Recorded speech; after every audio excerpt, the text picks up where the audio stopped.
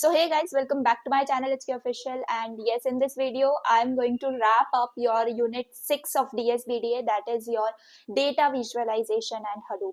Believe me, जैसे unit 5 आपका गया है, exact similar way के अंदर आपको unit 6 जा रहा होगा, and it will be very simple part, and yeah, visualization है तो definitely it will make interest in your understanding, interest in your concept building. Absolutely fine. तो चलिए without wasting our time we'll start this particular unit, and yes, सारे के सारे notes अब आपको पता ही है कहाँ पे मिलने वाले हैं, तो just go on to hkofficial.in website and वहां पर आप सब्जेक्ट वाइज और semester bundle wise notes purchase कर सकते हो. आप अगर थर्ड ईयर में हो, सेकंड ईयर में हो, या फिर कोई भी आपको नोट्स अगर आप SPPU रिलेटेड चाहिए, you can directly go there. Okay, चलो without wasting our time let's start. These are all the topics which we are going to cover today. That is your introduction to data visualization, challenges to big data visualization, types of data visualization techniques, and all of this stuff. Okay, this complete things which we are going to cover today. Okay, so let's start. The first thing is introduction to data visualization. Okay, see, बहुत ज़्यादा simple way में we are going to start. Imagine you are looking, for example, imagine you are looking at thousands of rows in Excel sheet. ठीक है, Excel sheet सबने देखी है. Just ऐसा imagine करो कि आपने उसके अंदर काफी सारी thousands of rows देख ली. Okay, सारी जगह numbers हैं. Obviously we'll get confused, right? Yeah, but what if I convert that same data into some like colorful graphs, or I can say some charts or some dashboards? Suddenly within just a few seconds you can understand everything easily and clearly. Okay, yeah, this is where exactly data visualization is used, and the thing is only called as data visualization. I hope it's clear. आप सबको पता है visualise करना यानी कि numerical चीजों को, complicated चीजों को, ह्यूज डेटा सेट को एक विजुअल, एक परफॉर्म लाइक एक ग्राफ के अंदर देखना, या फिर एक चार्ट्स के फॉर्मेट में, डैशबोर्ड्स के फॉर्मेट में देखना, ताकि we can visualise it and या बहुत ज्यादा इजी वे में एक बहुत कॉम्प्लेक्स डेटा एक सिंपल स्ट्रक्चर में कन्वर्ट हो जाता है. ठीक है, so here data visualization is the graphical representation of information and data using visual elements like charts, graphs, and maps. It helps people understand complex data quickly and easily. Okay, so simple language में, instead of reading huge tables and raw numbers, visualisation से हम क्या कर सकते हैं, data को देख सकते हैं, है ना. और हमारा जो ह्यूमन ब्रेन होता है, it understands images much faster than the plain text. Okay, इसकी वजह से जो visualisation, it is extremely powerful thing in data analytics. Okay, suppose करो एक कंपनी है and it has sales data of like for example 1 lakh products. Clear?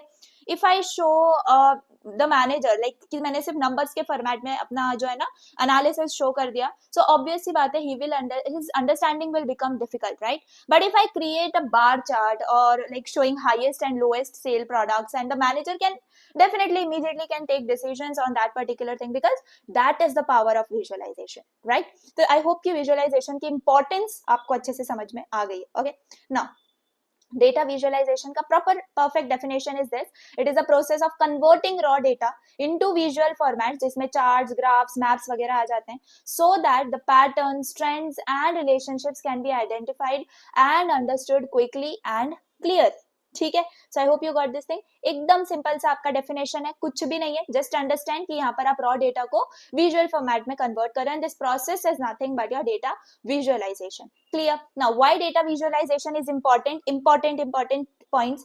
The human brain processes images 60,000x faster than the plain text, है ना. तो हमारा जो brain है वो इमेजेस को 60,000 टाइम्स ज्यादा फास्ट जो है प्रोसेस करता है as compared to plain text. That means graphs are understood much quicker than tables. Clear? Then point 2, it reveals hidden patterns, trends and outliers in the large data sets. मतलब visualization से you can discover hidden patterns or hidden trends, या फिर जो outliers होते हैं, we know the outliers, right? Instead of just watching and just seeing the tables in the मतलब Excel sheet, you will not be able to find out these outliers or these patterns or these trends. Okay, so this is possible because of data visualization. Then supports faster and better decision making in organization. Clear? तो जो organizations हैं, they use visual dashboards for faster decision making. याद रखो, corporate के अंदर may be कोई भी आपका analysis हो रहा हो, हर analysis के अंदर visualization is the main thing. Okay, managers can instantly understand the performance using your visualization, your charts and all. Clear? then makes complex data understandable for non technical stakeholders. Clear है? Visualisation की वजह से जो non technical people है they can also understand graphs and visuals easily. Okay, then enable story telling with data, communicating the insights clearly. Clear? तो यहाँ पर visualisation से आप एक स्टोरी टेलिंग क्रिएट कर सकते हो. Instead of just showing numbers we can communicate meaningful insights over there. Fine. And the last one is used in business, healthcare, science, supports, finance and more. Clear? तो basically हर एक field के अंदर data visualization is important. Okay. So I hope you got this thing. Now let's say goals of data visualization. तो अब हम data visualization exactly कर क्यों रहे हैं? What are the main goals or objectives of data visualization? तो basically सबसे पहला है आपका exploration. Exploration का मतलब होता है to discover hidden patterns. जो अभी हमने बात करी कि वो अगर Excel sheet में बहुत सारा large data पड़ा है, we are not able to find out the hidden patterns from it. Okay? तो exploration का मतलब होता है कि हम hidden patterns को discover कर पाएं during data analysis. क्लियर? जैसे कि for example we need to find out कि which product sells the most. Okay, तो उस केस में we can find out and we can apply this particular goal, exploration, जिसके अंदर हम हिडन पैटर्न डिस्कवर करते हैं during the data analysis process. ठीक है. सेकेंडली क्या आ जाता है? कंफर्मेशन. ओके, कंफर्मेशन का मतलब आप क्या कर रहे हो? अजम्पशंस को वेरीफाई कर रहे हो. Fine. And you are just doing that, मतलब अपने जो अजम्पशंस हैं, अपनी जो हाइपोथेसिस है, उनको आप विजुअल एविडेंस दे रहे हो. Right? For example you are checking whether the sales really increased after advertisement or not. है ना? जो आपने सोचा था कि अगर भाई ये ऑफर रखेंगे या ये एडवर्टाइजमेंट करेंगे तो हमारी सेल्स इंक्रीज होनी चाहिए. राइट? तो क्या वो अजम्पशन आपके काम कर रहे हैं एंड कैसे काम करेंगे in the future way, you can like apply this particular data visualization part. So this is nothing but confirmation. Thirdly, if we talk about it, is presentation. Presentation का मतलब you are communicating and you are finding clear way to stakeholders or audiences. मतलब कि एक proper तरीके से you are representing your product, है ना, in front of your audience और stakeholders. So for that presentation as well data visualisation is important. Fourth आपका monitoring. Monitoring मतलब कि आप ट्रैक करोगे केपीआईज एंड बिजनेस मैट्रिक्स को इन रियल टाइम. जैसे कि फॉर एग्जांपल आप अपने वेबसाइट का ट्रैफिक मॉनिटर कर रहे हो using dashboards. So this is how the monitoring is done. Clear? So ये आपके एकदम बेस्ट इंपॉर्टेंट गोल्स हैं ऑफ डेटा विजुअलाइजेशन, जिसके वजह से आपको एट द एंड प्रॉफिट ही हो रहा होता है. क्लियर? नाउ की टर्मिनोलॉजीज की बात करें तो की टर्मिनोलॉजीज में सबसे पहले देखो ये चीजें हैं जो आपको बार बार यूनिट में आती रहेंगी. तो इसको एक बार में समझ लो. What is data point? तो समझ में आ रहा है data point is nothing but a single value or observation in a data set. जैसे कि एक सपोज आपका पूरा टेबल है एंड उसमें मार्क्स हैं स्टूडेंट्स के, तो एक स्टूडेंट का mark is a data point. फिर आपके पास है डेटा सेट, तो ये कलेक्शन हो जाता है आपके रिलेटेड डेटा का. जैसे कि पूरे मार्क्स आपके सारे स्टूडेंट्स के in a class will come in a data set. Then chart और ग्राफ की बात की जाए तो यहाँ पर विजुअल रिप्रेजेंटेशन होता है डेटा का, जैसे बार चार्ट हो गया, पाई चार्ट हो गया, लाइन ग्राफ हो गया, है ना. फिर डैशबोर्ड है. डैशबोर्ड के अंदर मल्टीपल ग्राफ्स और चार्ट्स होते हैं जो कि कंबाइन होते हैं ऑन वन स्क्रीन. तो जैसे कि कंपनी सेल्स का डैशबोर्ड हो गया, है ना, काफी सारे डैशबोर्ड्स होते हैं. पावर बीआई पे भी मेक श्योर. सो ये सारे dashboards will come. Then KPI. अब ये केपीआई क्या है? KPI stands for key performance indicator guys. ठीक है, अब इससे पहले भी आपने इसको वर्ड को सुना होगा अभी. तो यहाँ पर जैसे कि फॉर एग्जांपल आपको बिजनेस वैल्यू मेजर करना है, इस केस में आप केपीआई का यूज करते हो. जैसे आपको मंथली प्रॉफिट देखना है या कस्टमर की ग्रोथ देखनी है, उस केस में you just perform the key performance indicator, that is your KPI. Then trend है आपके पास. What is trend? ट्रेंड का मतलब है general direction in which the data moves over time. Okay, जहां पर लाइक फॉर एग्जांपल अगर हम लोग देखें कि मंथली या फिर एनुअली मोबाइल की सेल्स जो है वो कितनी इंक्रीज हो रही है, ट्रेंड कितना कौन से वाली पर्टिकुलर ब्रांड को जा रहा है, ये we can just find out and that is not but your trend. And outlier की बात करें तो आउटलायर तो बहुत इजी सी चीज है. एक अनयूजुअल हाई डेटा पॉइंट को हम लोग आउटलायर बोलते हैं. लाइक फॉर एग्जांपल सबकी जो मतलब क्लास में अभी just take it as an example, जैसे क्लास में सबकी एज 19 to 22 मैक्स बीच में है. ठीक है, अब एक स्टूडेंट आ जाता है 30 इयर्स का. ओके, तो यहाँ पर ये क्या हो जाता है आपका आउटलायर. मतलब it is not at all like similar with the rest of the data, it's different from the rest of data, that is outlier. Correlation की बात करें तो कोरिलेशन का मतलब है रिलेशनशिप बिटवीन टू वेरिएबल्स. मतलब कि एक अगर for example study time increase हो रहा है तो ऑब्वियसली बात है कि marks will also increase, right. तो यहाँ पर ये जो रिलेशनशिप होता है दो वेरिएबल्स के बीच में, दैट इज कॉल्ड एज को रिलेशन। तो ये चीजों को एक बेसिक टर्मिनोलॉजीज को आप अच्छे से याद रख सकते हो। Now coming to the challenges to big data visualization, बहुत ज्यादा सिंपल वे में इमेजिन करो नेटफ्लिक्स है, इंस्टाग्राम है, अमेजॉन है, गूगल है, every second millions of users are generating data. अब सोचो कि कितना डिफिकल्ट होता होगा to visualize such huge amount of data clearly and quickly. So that is where the challenges of big data visualization begin. See here, big data is characterized by the 5 V's. ये हमने पढ़ लिया है guys, just revise करने का topic है। velocity, volume, variety, veracity and value, ठीक है। ये वाला क्वेश्चन बहुत ज्यादा इंपॉर्टेंट है। 5 V's of big data हम इसके अंदर समझ रहे होते हैं। तो बेसिकली जो बिग डेटा है हम इसको डिस्क्राइब करते हैं इन 5 चीजों में, and these characteristics make big data very powerful, but at the same time अगर हम बात करें, they create many challenges as well while visualizing the data. तो 5 V's के अंदर सी, यहाँ पर आपको ये डायग्राम दिख रहा होगा, इसके अंदर सबसे पहले आपको दिख रहा है वॉल्यूम, मतलब size of the data. Definitely आज की कंपनीज जनरेट करती हैं डेटा इन terabytes, petabytes, even hexabytes, okay. तो जैसे कि यूट्यूब अपलोड हो गए, ऑनलाइन ट्रांजेक्शन हो गई, सोशल मीडिया पोस्ट हो गए, सो ये क्या है आपका volume. Volume is the part. अब इसमें विजुअलाइजेशन चैलेंज क्या है, इसमें विजुअलाइजेशन चैलेंज ये है कि टूल्स जो है, देखिए मैंने यहाँ पे लिख रखा है वॉल्यूम का क्या है challenge, tools can not render million of data points at once, है ना। तो एक ही बार में, जैसे फॉर एग्जांपल अगर हम बात करें कि बहुत सारा मिलियंस ऑफ डेटा पॉइंट्स एक ही बार में आ रहे हैं, तो कई मतलब आपके विजुअलाइजेशन के टूल्स जो है वो वहाँ पे आपके हैंग कर सकते हैं, लैग कर सकते हैं, तो यहाँ पर आपका चैलेंज आता है। देन सेकेंडली अगर हम बात करें यहाँ पर वेलोसिटी के, तो वेलोसिटी आपको पता है कि it is the speed at which the data is generated और प्रोसेस्ड, राइट। तो जो लाइव स्टॉक मार्केट डेटा होता है या रियल टाइम सेंसर डेटा होता है, इसको हम as an in category of velocity consider कर रहे होते हैं। तो यहाँ पर चैलेंज क्या आता है, यहाँ पर चैलेंज आता है visualization must update instantly without lag, ठीक है, इंस्टेंटली होना चाहिए without lag. So this is where velocity is the challenge as well. Thirdly बात करें वेरासिटी, वेरासिटी का मतलब भूल गए क्या, वेरासिटी मतलब आपकी रिलायबिलिटी होती है या फिर क्वालिटी होती है आपके डेटा की, ओके। सो जो डुप्लीकेट डेटा होता है फॉर एग्जांपल, या डुप्लीकेट रिकॉर्ड या मिसिंग वैल्यूज हो जाते हैं, वो सारे आपके वेरासिटी के अंदर आते हैं। अब यहाँ पर विजुअलाइजेशन चैलेंज क्या है, तो ऑब्वियस सी बात है कि अगर आपका डेटा की जो क्वालिटी है वो ही पुअर है ना, अगर उसके अंदर ही मिसलीडिंग मतलब आपके मिसिंग कैरेक्टरिस्टिक्स हैं, मिसिंग वैल्यूज हैं, तो ऑब्वियस सी बात है उससे आपको रॉन्ग इनसाइट्स मिल रहे होंगे, गलत ग्राफ्स क्रिएट होकर मिल रहे होंगे। So definitely this will affect the analysis, okay. Fourth value की बात की जाए, तो वैल्यू का मतलब, value means useful insights obtained from data, है ना। नाउ यू कैन से कि not all the collected data is important, right. So here is where value comes into picture. अब यहाँ पर विजुअलाइजेशन का चैलेंज अगर हम यहाँ पर बात करें, व्हाट इज इट, वेराइट what we are talking about value की क्या है, not all data is useful, insight is hard, so finding the right visual that shows the real value, okay। तो that is very important, आपको एक meaningful visual create करना पड़ेगा that will show actual business value which is important, ठीक है। so I hope you got it। the last is your variety के अंदर आते हैं different formats, तो definitely text है, video है, images है, IoT sensors वगैरह का data है, तो यहाँ पर it is hard to unify the different data types in one view, clear है। तो सबका चैलेंजेस आप थोड़ा बहुत पढ़ के याद रख सकते हो, एंड बाकी सबका मतलब तो आपको याद ही है। So this 5 V's of big data, they contribute a lot into the big data, but they comes with different challenges as well, ठीक है। नाउ की चैलेंजेस की अगर हम बात करें इन बिग डेटा, अब यहाँ पर की चैलेंजेस की बात हो रही है, so let us discuss the major practical challenges. So first of all it is data overload, हो ना।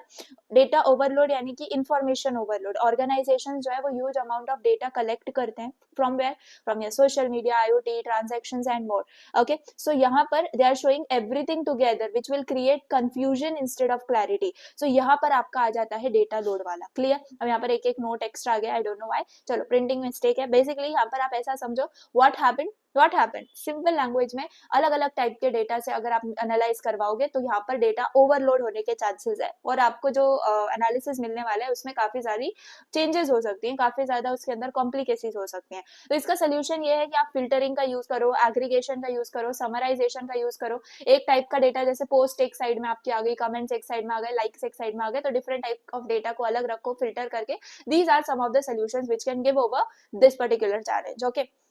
Then we have data quality.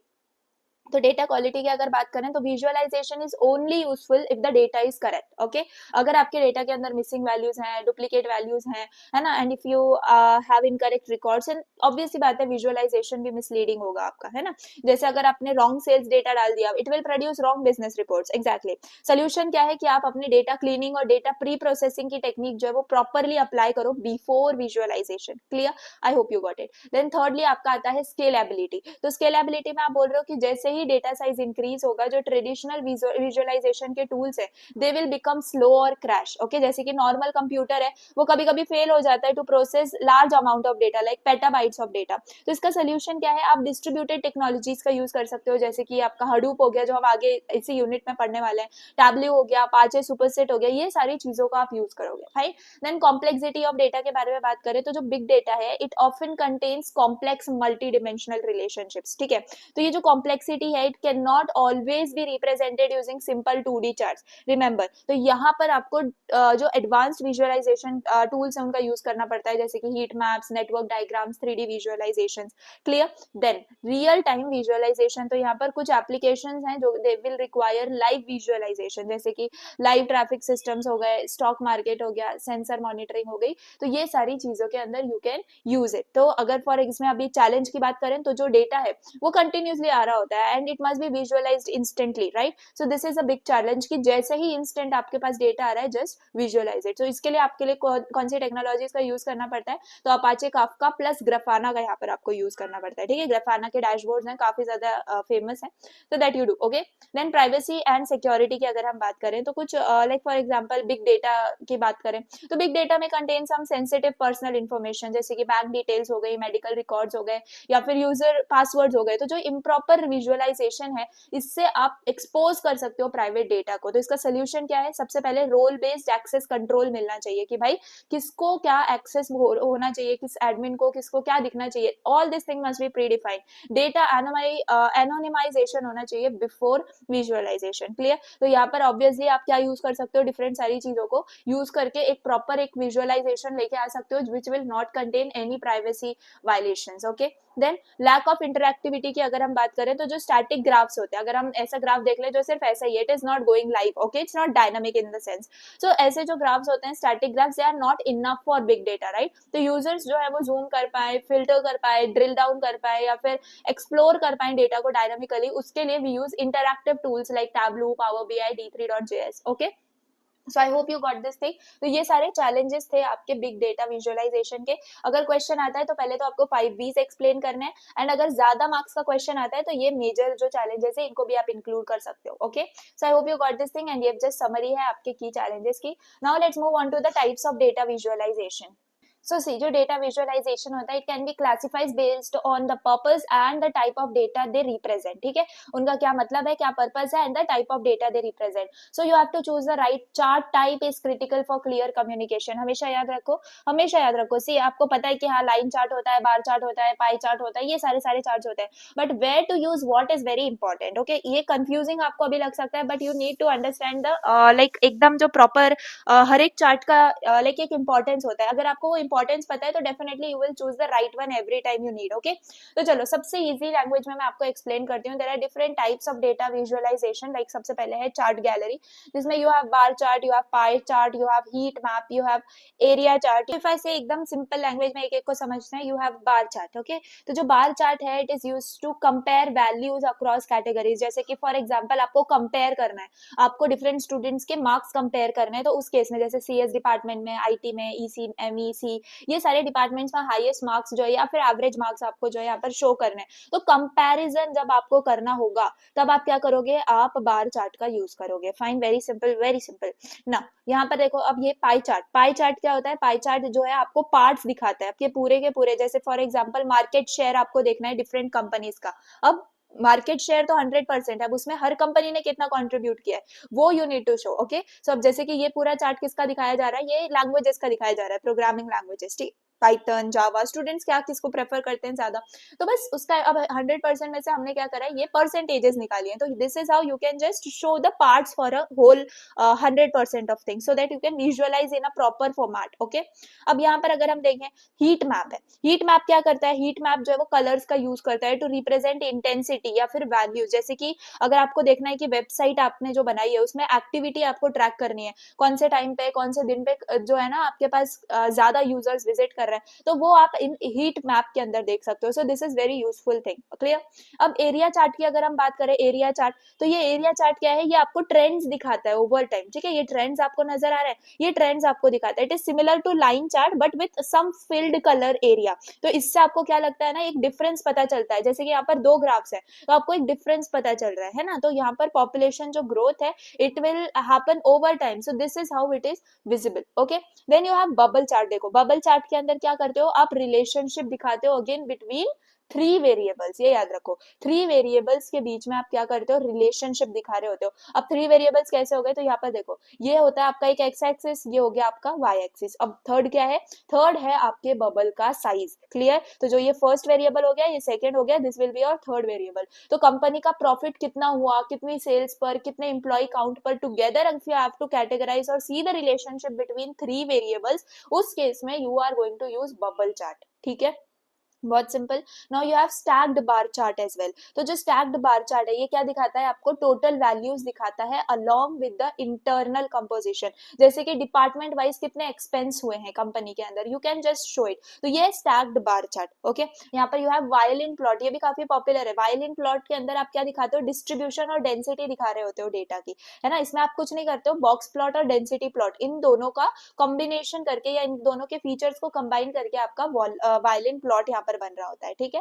And या वाइड, जितना ज्यादा वाइड एरिया होगा इसका मतलब यहाँ पर डेटा कॉन्सेंट्रेशन ज्यादा है, ठीक है, ये जो ये एरिया है किस पार्ट में ज्यादा है, that is the more concentrated region. Then यहाँ पर you have a multi line chart, तो ऑब्वियस सी बात है, मल्टी लाइन चार्ट मतलब कि you are going to compare trends of multiple data sets together, ठीक है, जैसे कि आपको मंथली सेल्स कंपेयर करना है लेकिन अलग अलग कंपनीज का कंपेयर करना है, तो उस केस में you are going to use multi line chart. I hope कि मैंने बेसिक चार्ट गैलरी को आपको अच्छे से एक्सप्लेन कर दिया, एंड यही सारी चीजें यहाँ पर भी है। सी क्लासिफिकेशन बाय, मैंने क्या बोला था, एक तो होता है आपका बेस्ड ऑन पर्पस एंड एक होता है एक the type of data they represent, ठीक है। तो क्लासिफिकेशन बेस्ड ऑन पर्पस क्या है, सबसे पहले कंपैरिजन, भाई आपको अगर कंपैरिजन करना है तो उस केस में ये दो चीजें, ये दो चार्ट हमेशा दिमाग में आ जाने चाहिए, बार चार्ट और कॉलम चार्ट, है ना। तो यहाँ पर जो चार्ट्स हैं, ये charts will compare values across the categories. Then distribution, distribution अगर आपको करना है, यानी कि जैसे कि आपके चार्ट्स हैं, they must show how data is spread, तो उस केस में you can use histogram, box plot, density plot, है ना। तो जो डिस्ट्रीब्यूशन होगा वो आपको यहाँ पर विजिबल होगा। देन रिलेशनशिप की अगर हम बात करें, तो अगर आप need to show correlation between variables, तो स्कैटर प्लॉट और बबल चार्ट का यूज करते हैं। अब देखो बिल्कुल जरूरी नहीं है कि आपको ये सभी याद रखना है, जस्ट एक एक भी आपने कैटेगरी का याद रख लिया तो इट्स इनफ। जैसे कंपैरिजन में आप बार चार्ट याद रख सकते हो, डिस्ट्रीब्यूशन में आप लाइक चाहो तो हिस्टोग्राम याद रख सकते हो, can just do like this. Okay, relationship की बात करें तो यहाँ पर आप स्कैटर प्लॉट का याद रख सकते हो, बबल चार्ट, इन दोनों में से कोई याद रख सकते हो, any one you can just remember. Composition की बात करें तो ये चार्ट्स जो है they show parts of a whole, यानी कि एक पूरे चीज का, तो obviously parts of a whole के अंदर आपका पाई चार्ट आता है, यही एक इंपॉर्टेंट है जो याद रख सकते हो। ट्रेंड और टाइम सीरीज की बात करें तो ऑब्वियसली लाइन चार्ट आता है, एरिया चार्ट आता है जो ओवर टाइम चेंजेस शो करते हैं। जियोग्राफिक की बात करें तो लोकेशन बेस्ड डेटा, जैसे कि अगर आपको यहाँ पर देख लो, आई डोंट नो इसको कैसे प्रोनाउंस करा, it's choropleth map I think so, यहाँ पर स्पेशियल हीट मैप है, तो यहाँ पर आप बेसिकली ये स्पेशल हीट मैप इज ज्यादा पॉपुलर, तो यहाँ पर आपके नहीं ये समझ सकते हो। बाकी नेटवर्क होता है, नेटवर्क के अंदर यू कैन शो कनेक्शन है, उसके अंदर नेटवर्क डायग्राम एंड सैनकी डायग्राम आ रहा होता है, तो जस्ट इनके जो टाइप्स हैं आप याद रख लोगे तो एग्जाम्पल आपको खुद ही याद हो जाएंगे। बाकी these are the common ones which you need to remember. Okay, so I hope you got this thing, you hope this things work in your mind. अब ये चार्ट टाइप्स का है, जस्ट एकदम फास्ट आपको अगर समरी करनी है तो इन सबका आप देख लो, bar chart, line chart, pie chart, scatter plot, histogram, heat map, dogs plot, tree map, bubble chart, Sankey diagram, तो ये सारे हैं। एंड बाकी for what they are best for, ये सारी हमारी बातें हो चुकी हैं, व्हेन नॉट टू यूज, ये भी आप एक बार पढ़ के देख सकते हो। Okay, I hope you got this thing. Just remember ये वाले पॉइंट से आपको इतना ही समझा है कि आपको कोई भी ग्राफ जो है कहीं पर यूज नहीं करना है. हर एक ग्राफ की खुद की स्पेशलिटी है, खुद का जो है ना एक प्रॉपर थिंग है जिसके लिए उसको यूज किया जाता है. तो definitely you have to follow the same. Okay, अब अगर हम बात करें डेटा विजुअलाइजेशन टेक्निक्स की, तो क्या आता है डेटा विजुअलाइज टेक्निक्स के अंदर. तो देखो, विजुअलाइजेशन टेक्निक्स जो है ना, ये एक मेथड है to which is use to represent data effectively. Clear? अगर आपको एकदम क्लियर फॉर्मेट में, एकदम इफेक्टिव फॉर्मेट में डेटा रिप्रेजेंट करवाना है, सो उसके लिए you use what your visualization techniques. ठीक है, सो बहुत ज्यादा सिंपल वे में आई एक्सप्लेन यू. अब ये जो टेक्निक है, अभी जैसे हमने देखा चार्ट है ना, तो वो विजुअलाइजेशन के चार्ट्स भी हम कैसे, डिपेंडिंग ऑन आर सिचुएशन और our data set, we are using और we are choosing the particular chart. Exactly the same way data visualisation techniques जो है ना, वो हम लोग कंपेयर करेंगे. Like we will choose the right technique which will depend on some points, जैसे कि डेटा टाइप पे डिपेंड होना चाहिए, क्वेश्चन बीइंग आस्क्ड यानी कि कौन सा क्वेश्चन पूछा है जिसके हिसाब से टेक्निक को यूज करना है, and the audience as well. तो good visualization will always help user understand data quickly and accurately. Remember, okay. So यहाँ पर भी तीन ये चीजों को आपको याद रखना है: data type, question being asked and the audience. तो अब यहाँ पर एक्सप्लोरेटरी वर्सेस एक्सप्लेनेटरी विजुअलाइजेशन के बारे में पढ़ लें, जो कि दो टाइप्स के विजुअलाइजेशन है. तो सबसे पहला है exploratory visualization. This is used during analysis to find patterns. ठीक है, जैसे कि you need to find some patterns. Like example, एकदम सिंपल वे में, जब आपको डेटा एनालिसिस करना है तो एक्सप्लोरेटरी विजुअलाइजेशन का यूज करते हैं. इसका मेन पर्पस यही है कि आपका मेन पर्पस विजुअलाइजेशन का क्या है कि हिडन पैटर्न्स को फाइंड आउट करना है, ट्रेंड्स डिस्कवर करना है, रिलेशनशिप आइडेंटिफाई करना है. द सेम थिंग ये वाले टाइप के अंदर मेनली आप ये जो है ना सारे ऐसे विजुअलाइजेशन के डैशबोर्ड्स आप क्रिएट कर रहे होते हैं. These are mainly used by analyst. Okay, analyst से और आपके जो डेटा साइंटिस्ट हैं, they use this particular thing. तो यहाँ पर अगर आपको एक्सप्लोर करना है तो you can use tools like Python, you can use matplotlib, you know the library Seaborn, R language, है ना. तो जो एक्सप्लोरेटरी विजुअलाइजेशन है, it will help us ask questions from the data. Just remember this thing. Then explanatory के अंदर क्या आता है, तो एक्सप्लेनेटरी विजुअलाइजेशन जो है ना आपके प्रेजेंट फाइंडिंग्स को फाइंड आउट करने के लिए यूज किया जाता है टू अदर्स. जैसे कि आपको ऑडियंस को कुछ दिखाना है, मैनेजर्स को कुछ दिखाना है, क्लाइंट्स स्टेक होल्डर्स को कुछ दिखाना है, तो आपके जो करंट फाइंडिंग्स है, प्रेजेंट फाइंडिंग्स है, आपको ऑडियंस तक पहुंचानी है, यानी कि प्रेजेंट करना है बेसिकली. तो उस केस में डैशबोर्ड्स वगैरह के लिए you use this exploratory analysis. तो इसमें टैब्लू आ जाता है, power BI, D3.J3, okay, JS. I hope you understood. तो जो ये एक्सप्लेनेटरी विजुअलाइजेशन है, इससे आप स्टोरीज बना पाते हो एंड एक्सप्लेन कर पाते हो अपने डेटा को. एक्सप्लोरेटरी से आप क्वेश्चंस पूछवा सकते हो. ठीक है, so I hope you got this thing. Now you have 10 important visualisation techniques. I know this is very blurry. Just to show you the main part, first is aggregation. Here we are just doing we are just comparing raw data, or we are just converting raw data into summarized format. तो यहाँ पर total, sum, total, average और count you can see. So this is nothing but aggregation. Aggregation में आप group करते हो data को and you just show the summary statistics. Okay, so just summary को show करने के लिए, एक बड़े से complicated data को एक short format में लाने के लिए we use aggregation. ठीक है, so this is the first part. Secondly, you can see here the sampling. Okay, sampling क्या है? Randomly select a representative subset of a large data set and reduces computation while keeping the visual meaningful. मतलब कि 1,00,000 points के लिए you have calculated the things you have done, but sampling के लिए you have taken only the 10,000 points, right? So this is the same way you are doing for the 1,00,000 points itself. लेकिन आपने क्या किया, उसमें से sample निकाला, and that is nothing but sampling. Thirdly, if I talk about is filtering. Filtering के अंदर आप क्या करते हो? कुछ नहीं, you need to understand कि आपके पास बहुत सारा डेटा है, you are just filtering it out and you are just seeing कि भाई मुझे कितने टाइम का डेटा चाहिए. If I just want the data from January to March, I will just select it and I will get the data of that particular format. So instead of watching all of the year, what I can do, मैं सिर्फ एक particular month का overtime sales यहाँ पर देख सकते हो. So filtering के अंदर what you are going to do, you are just going to filter out your portions. Okay, फिर zoom and pan की अगर हम बात करें तो हम क्या करने वाले हैं यहाँ पर, you can allow users to zoom into a specific region for more detail और pan to explore different areas. यानी कि आप zoom कर सकते हो, आप zoom in कर सकते हो, zoom out कर सकते हो, all the things are possible. So this is what an important feature of data visualization. Clear? Then you have linking and brushing. तो लिंकिंग एंड ब्रशिंग में आप क्या करोगे, when a user selects data in one chart the same data is highlighted in all the other chart simultaneously. So definitely यहाँ पर अगर आपके लिए इजी पड़ रहा है कि भाई ये बार चार्ट है जिसमें मुझे सी कैटेगरी नजर आ रही है, तो अगर ये सी कैटेगरी नजर आ रही है, I just clicked on it, तो ये ही सेम टू सेम कैटेगरी मेरे और चार्ट्स में कहाँ कहाँ विजिबल है, जैसे स्कैटर प्लॉट में, टाइम सीरीज चार्ट में कहाँ कहाँ विजिबल है।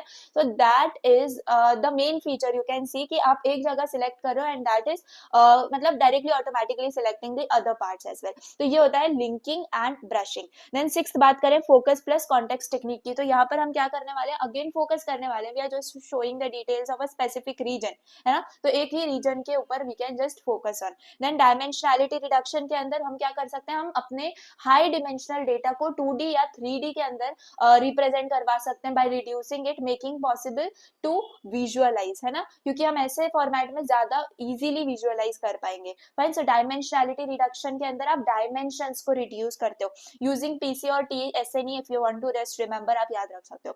एनिमेशन की बात करें तो ऑब्वियस सी बात है, डायनामिक डेटा सेट्स के अंदर this show changes in data over time using the animated transitions. Okay, तो अगर आपको एनिमेशन दिखाना है in that particular case you can show this thing. Fine, colour encoding की बात करें तो देखो यही डायग्राम से आपको समझ में आ रहा है, टेम्परेचर मैप है ना, अगर हीट मैप की बात करें the same thing is that, तो आप डिफरेंट कलर्स यूज करोगे टू डिस्टिंग्विश द कैटेगरीज। तो यहाँ पर देखो ये टेम्परेचर का आपको यहाँ पर ये चार्ट दिया है डेंसिटी वाला, and the same the thing you can just see in the graphs as well, तो आपको देख के समझ में आ जाएगा कहाँ का टेम्परेचर ज्यादा है कहाँ का कम है। ओके, देन स्मॉल मल्टीपल्स की अगर हम बात करें तो small multiples in the sense आप क्या करोगे, मल्टीपल छोटे छोटे चार्ट दिखाओगे, मल्टीपल छोटे छोटे सबसेट्स दिखाओगे, एंड वो ऐसे प्रॉपर ग्रिड के अंदर अरेंज होंगे, so that you can just focus on any one you want. Okay, जैसे कि आपको सेल्स बाय रीजन कंसीडर करना है मंथली, ओके, तो north south east west central north east ये सारा आपको दिख रहा होगा। So these are the small multiples you can say, and these small multiples can show you different graphs but small small graphs. Okay, so ये थे सारे के सारे 10 चीजें, आई होप आपको समझ में आ गए होंगे। Again aggregation, sampling, filtering, zoom and pan, linking and brushing, focus plus context technique जिसमें से फोकस करना है, dimensionality reduction, animation, colour encoding and small multiple. So I hope आपको अच्छे से समझ में आ गया होगा। Now let's move on to the next thing. अभी के लिए आपको ये 10 इंपॉर्टेंट विजुअलाइजेशन टेक्निक समझ में आ गई, इन्हीं के बारे में थोड़ा बहुत ब्रीफली डिस्क्राइब करा हुआ है, you can just go and read it out. Now design principles for good visualisation, so basically first is your simplicity. तो हमेशा याद रखो, आप जो भी डैशबोर्ड बना रहे हो, जो भी चार्ट बना रहे हो, it must be very simple to understand, like कोई नॉन टेक्निकल भी है तो उसको समझ में आ जाना चाहिए। So you need to avoid unnecessary elements. Okay, less is more, remember this thing. Then you must have clarity, तो जो लेबल्स होंगे, जो टाइटल्स होंगे, जो एक्सेस होंगे, they must be clearly defined. Okay, then accuracy, अब जो विजुअल रिप्रेजेंटेशन है it must never distort the actual data values, तो एक्चुअल डेटा सेट पर कोई असर नहीं पड़ना चाहिए हमारे विजुअलाइजेशन का। कंसिस्टेंसी की बात करें तो आपको सेम कलर का यूज करना है, स्केल का यूज करना है, फॉर्मेट का यूज करना है through out the dashboard. Okay, so this is how you do it consistently. Then interactivity की बात करें तो users allow users to explore and drill into the data on their own, मतलब कि आप अगर एक visualization दे रहे हो, it must not be stick to your particular part, it must go and it must explore into the different parts as well, मतलब कि आपके जो users हैं they can also go and explore it out, they can also go and drill it out. So these are the 5 design principles for good visualization. I hope you got this thing. Just remember these basic points, they can be asked in a small point, like अगर एक question है तो उसके आगे पूछ लिए जाएंगे, तो ऐसे सब क्वेश्चंस हैं। जस्ट रिमेंबर दिस थिंग कि these are the good principles, design principles for good visualisation. Okay, so I hope इतना पार्ट तो आपको बेसिकली क्लियर हो चुका है। अभी तक हमने क्या देखा, just let's go and revise it out. बहुत सिंपल सी लैंग्वेज में we understood about what is data visualisation, उसके डेफिनेशन के बारे में वी अंडरस्टूड कि क्यों data visualisation is important, goals क्या क्या है, तो गोल्स के अंदर exploration, confirmation, presentation and monitoring is the main part. Terminologies की बात करें तो ये तो just for your basic understanding था।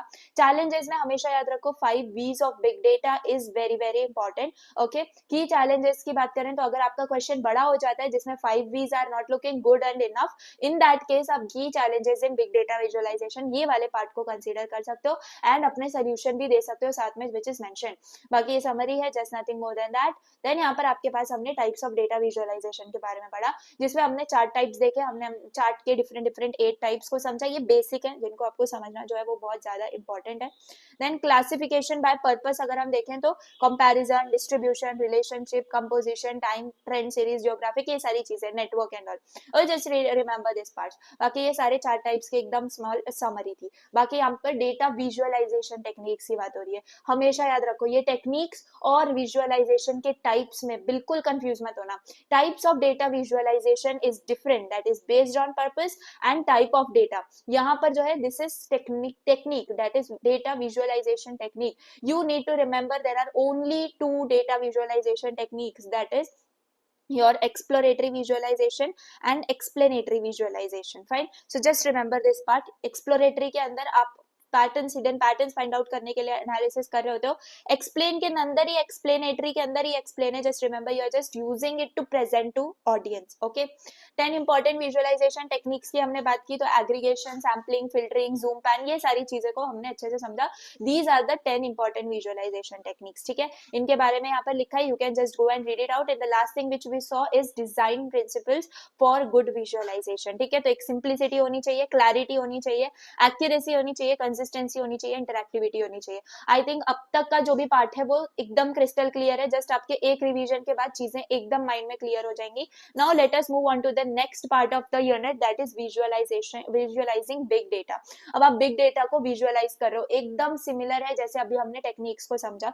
तो visualising big data requires special techniques and tools to handle data set. Like अगर अब हम बिग डेटा की बात कर रहे हैं तो डेफिनेटली हम लोग लार्ज डेटा सेट की बात कर रहे हैं। तो if you are talking about large data set, तो हमारे पास एक ऑर्डिनरी कंप्यूटर्स या फिर स्टैंडर्ड विजुअलाइजेशन सॉफ्टवेयर ही इसको नहीं जो है ना हैंडल कर सकते। So we just need a like advanced platform and advanced computer to visualise big data. तो इसके लिए देखो, इसके लिए आपके पास होना क्या क्या चाहिए। सबसे पहली बात तो टेक्निक्स कौन सी यूज होती है for visualising the big data. सबसे पहला है आपका डेटा रिडक्शन और प्री एग्रीगेशन। मतलब कि आप क्या कर रहे हो, वही चीज जो एग्रीगेशन के अंदर हम कर रहे थे, आप अपने रॉ डेटा को क्या कर देते हो, एक एग्रीगेटेड डेटा में कन्वर्ट कर देते हो। मतलब कि 100 मिलियन रोज को आपने 1000 रोज में कन्वर्ट कर दिया। Now it is easy and clear to visualize further in ordinary computers. ठीक है, नॉर्मल कंप्यूटर्स में you don't need a big software and server for that. So ये चीज है ना। प्रोग्रेसिव विजुअलाइजेशन के अंदर आप क्या कर सकते हो, एक ही बार में पूरे डेटा को विजुअलाइज करने से अच्छा है आप उसको डिवाइड कर दो। भाई 10% इतना है, 50% इतना है, 100% इतना है। This is the way you go. Okay, तो अप्रोक्सीमेट विजुअलाइजेशन आपकी ऐसी चल रही होती है। तो पार्शियल रिजल्ट्स के बेसिस पे भी आप क्या कर सकते हो, आगे चीजें वर्कआउट कर सकते हो। So this is how you can do it for the with the ordinary computers as well. Now data binding की अगर हम बात करें तो डेटा बाइंडिंग से अभी देखो जो डेटा सेट है, फॉर एग्जाम्पल उसमें 80K तक आपका क्या है डेटा। ठीक है, 0 से 10K, 10 से 20K, 20 से 30K एंड ऑल। सो इतना क्या है आपका डेटा है। तो अब इसको अगर मैं 80K को एक बार चार्ट से दिखाऊं तो that will be a big bar chart and I think it will be a big visualization. So इस केस में हम क्या कर सकते हैं, we can divide it into ranges, right? 0 से 10, 10 से 20, 20 to 30। तो ऐसे हमने अगर रेंजेस में डिफाइन कर दिया यानी बिन्स में डिवाइड कर दिया, so it will be easy for us and average हम यहाँ पर शो कर सकते हैं। तो ऐसे क्या हो गया, एक बड़ा सा ग्राफ एक छोटे से ग्राफ में कन्वर्ट हो गया and that is nothing but your data binning. Clear, binning से याद रखो बिन्स एंड बिन्स से याद रखो रेंजेस। ओके, डेंसिटी एस्टिमेशन है आपका, ये एग्जैक्टली हीट मैप की तरह है। आप क्या करते हो, आपने एक बड़े एरिया को आपने सिर्फ डेंसिटी के अंदर यानी कि आपने कुछ ही पॉइंट्स कंसीडर करे हैं एंड अकॉर्डिंग टू दैट आपने हीट मैप्स क्रिएट करे। So this will show your exact density map or heat map you can say. And ये भी काफी ज्यादा बड़े एरिया को एक छोटे से ग्राफ में कन्वर्ट जो है कंपेयर करने का काम करता है। ठीक है, then you have level of detail, that is LOD rendering। तो इस केस में you will show less detail when zoomed out, more when zoomed in। तो exactly जैसे हमारा GPS काम करता है, Google Maps काम करते हैं, है ना। जितना आप zoom in करते रहोगे आपको अपना अपना जो है ना लोकेशन एग्जैक्ट दिखता रहेगा, लेंस वगैरह दिखेंगी, छोटी छोटी चीजें भी दिखती रहेंगी।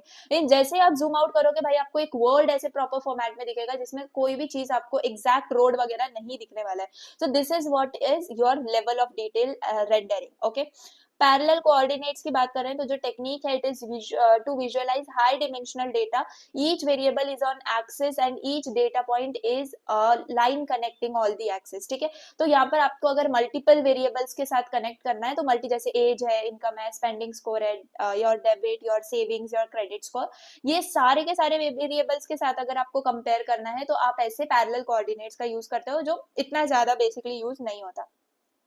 क्लाउड बेस्ड विजुअलाइजेशन की बात करें तो यहाँ पर व्हाट यू डू, यहाँ पर आपने कुछ नहीं करना है, अपने सारा का सारा डेटा क्लाउड में स्टोर कर देना है, जैसे कि गूगल डेटा स्टूडियो हो गया, AWS का क्विक साइज, एंड डायरेक्टली वहीं से जाके एनालाइज करवाना है, डैशबोर्ड्स में क्रिएट करवाना है। तो यहाँ पर you are not going to use any big computer on your own, या फिर एक कोई इंपॉर्टेंट, मतलब एक बड़ा सा एडवांस्ड सिस्टम आपको यहाँ पे यूज करने की जरूरत नहीं, ठीक है। So you no need to download large data set, you can just access the dashboards from everywhere.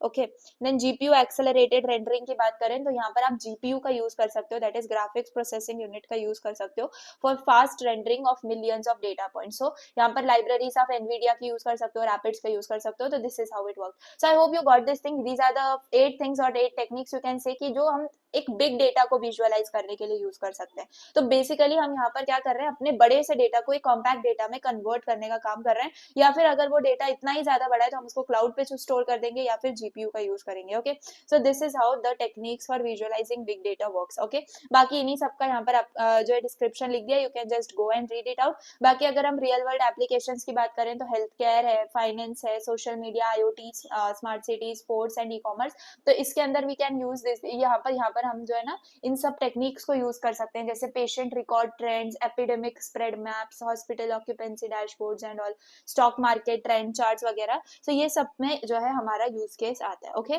So I hope you understood about the real world applications as well. इनके बारे में आप एक बार पॉज कर लो एंड पढ़ लो, just पढ़ लो, क्योंकि ये चीजें कोई याद करने वाली है नहीं, आपको ऑटोमेटिक एग्जाम में ये चीजें याद आ जाएंगी, बस पढ़ लेना, ठीक है ना।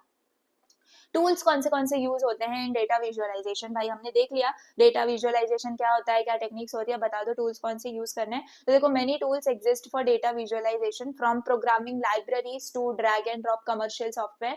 The right tool depends on the skill level, data size and the output requirement. तो हमेशा से याद रखो कि हर एक विजुअलाइजेशन क्या कहते हैं, आपको टूल यूज करने के लिए भी आपको एक स्किल होनी चाहिए, आपको पता होना चाहिए कि किस केस में मुझे क्या यूज करना है, ठीक है। आज की डेट में काफी सारे टूल्स अवेलेबल हैं डेटा विजुअलाइजेशन के लिए, कुछ यूज करते हैं प्रोग्रामिंग लाइब्रेरीज, कुछ drag and drop feature use करते हैं, कोई क्लाउड बेस्ड प्लेटफॉर्म्स का यूज करते हैं, या फिर कोई बिग डेटा विजुअलाइजेशन सिस्टम्स का यूज कर रहे होते हैं। तो अगर हमें करेक्ट टूल का यूज करना है, it depends on skill level, data set size, project requirement and the need as well. Clear है? तो हमेशा याद रखो टूल फीचर का, अगर यहाँ पर हमें कंपेरिजन देखना है, सी मैटप्लॉटलिब, सीबॉन, अब ये जो ब्लू में है these are easy to use, green में है chart capability, okay, then you have interactivity in yellow, then big data support in red. तो आप देख सकते हो ये विजुअलाइजेशन टूल्स का है। बाकी Matplotlib, Seaborn, Plotly, Tableau, Power BI, D3.js, Apache, Superset. तो यहाँ पर अगर हम बात करें तो जो मैटप्लॉटलिब है ना, मैटप्लॉटलिब जो है वो इजी है फॉर बिगनर्स एंड ये बेसिक विजुअलाइजेशन को सपोर्ट करती है, बट जो इंटरएक्टिविटी है और बिग डेटा है वो सपोर्ट इसकी काफी ज्यादा कम दिख रही है, ठीक है। सीबॉन की बात करें तो सीबॉन से आप क्या इंप्रूव कर पाते हो, विजुअलाइजेशन एस्थेटिक्स को इंप्रूव कर पाते हो एंड स्टैटिस्टिकल ग्राफिक्स आप यहाँ पर कर पाते हो। तो it is easier than matplotlib for advanced statistical plots. Clear? Plotly की बात करें तो जो ये प्लॉटली है ये आपको काफी हाई इंटरएक्टिव विजुअलाइजेशंस देती है, so it supports dashboards and web applications as well. तो इसीलिए आपको इसका जो ग्राफ है वो ज्यादा अच्छा दिख रहा होगा। ओके, देन पावर बीआई, आपके पास पावर बीआई, टैब्लू की बात हो रही है। टैब्लू क्या प्रोवाइड करता है? एक्सेलेंट इंटरएक्टिविटी, ठीक है। इंटरएक्टिविटी देखो एकदम सेम है, ease of use, chart capability, interactivity. तो काफी ज्यादा अच्छे रिजल्ट्स आपके किसके हैं? टैब्लू के हैं। तो यहाँ पर प्रोफेशनल डैशबोर्ड्स एंड ऑल आप क्रिएट कर सकते हो, drag and drop feature and all सारी चीजें प्रेजेंट है।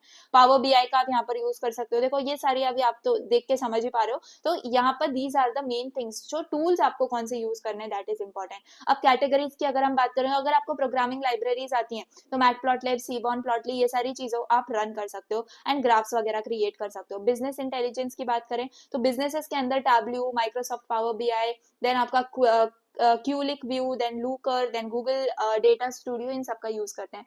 बिग डेटा स्पेसिफिक टूल्स की बात करें तो Apache Superset, Grafana, Kibana, Apache Zeppelin, इनका यूज किया जाता है। क्लाउड बेस्ड टूल्स की बात करें तो ऑब्वियसली AWS, IBM, इनका ही नाम आ रहा होता है।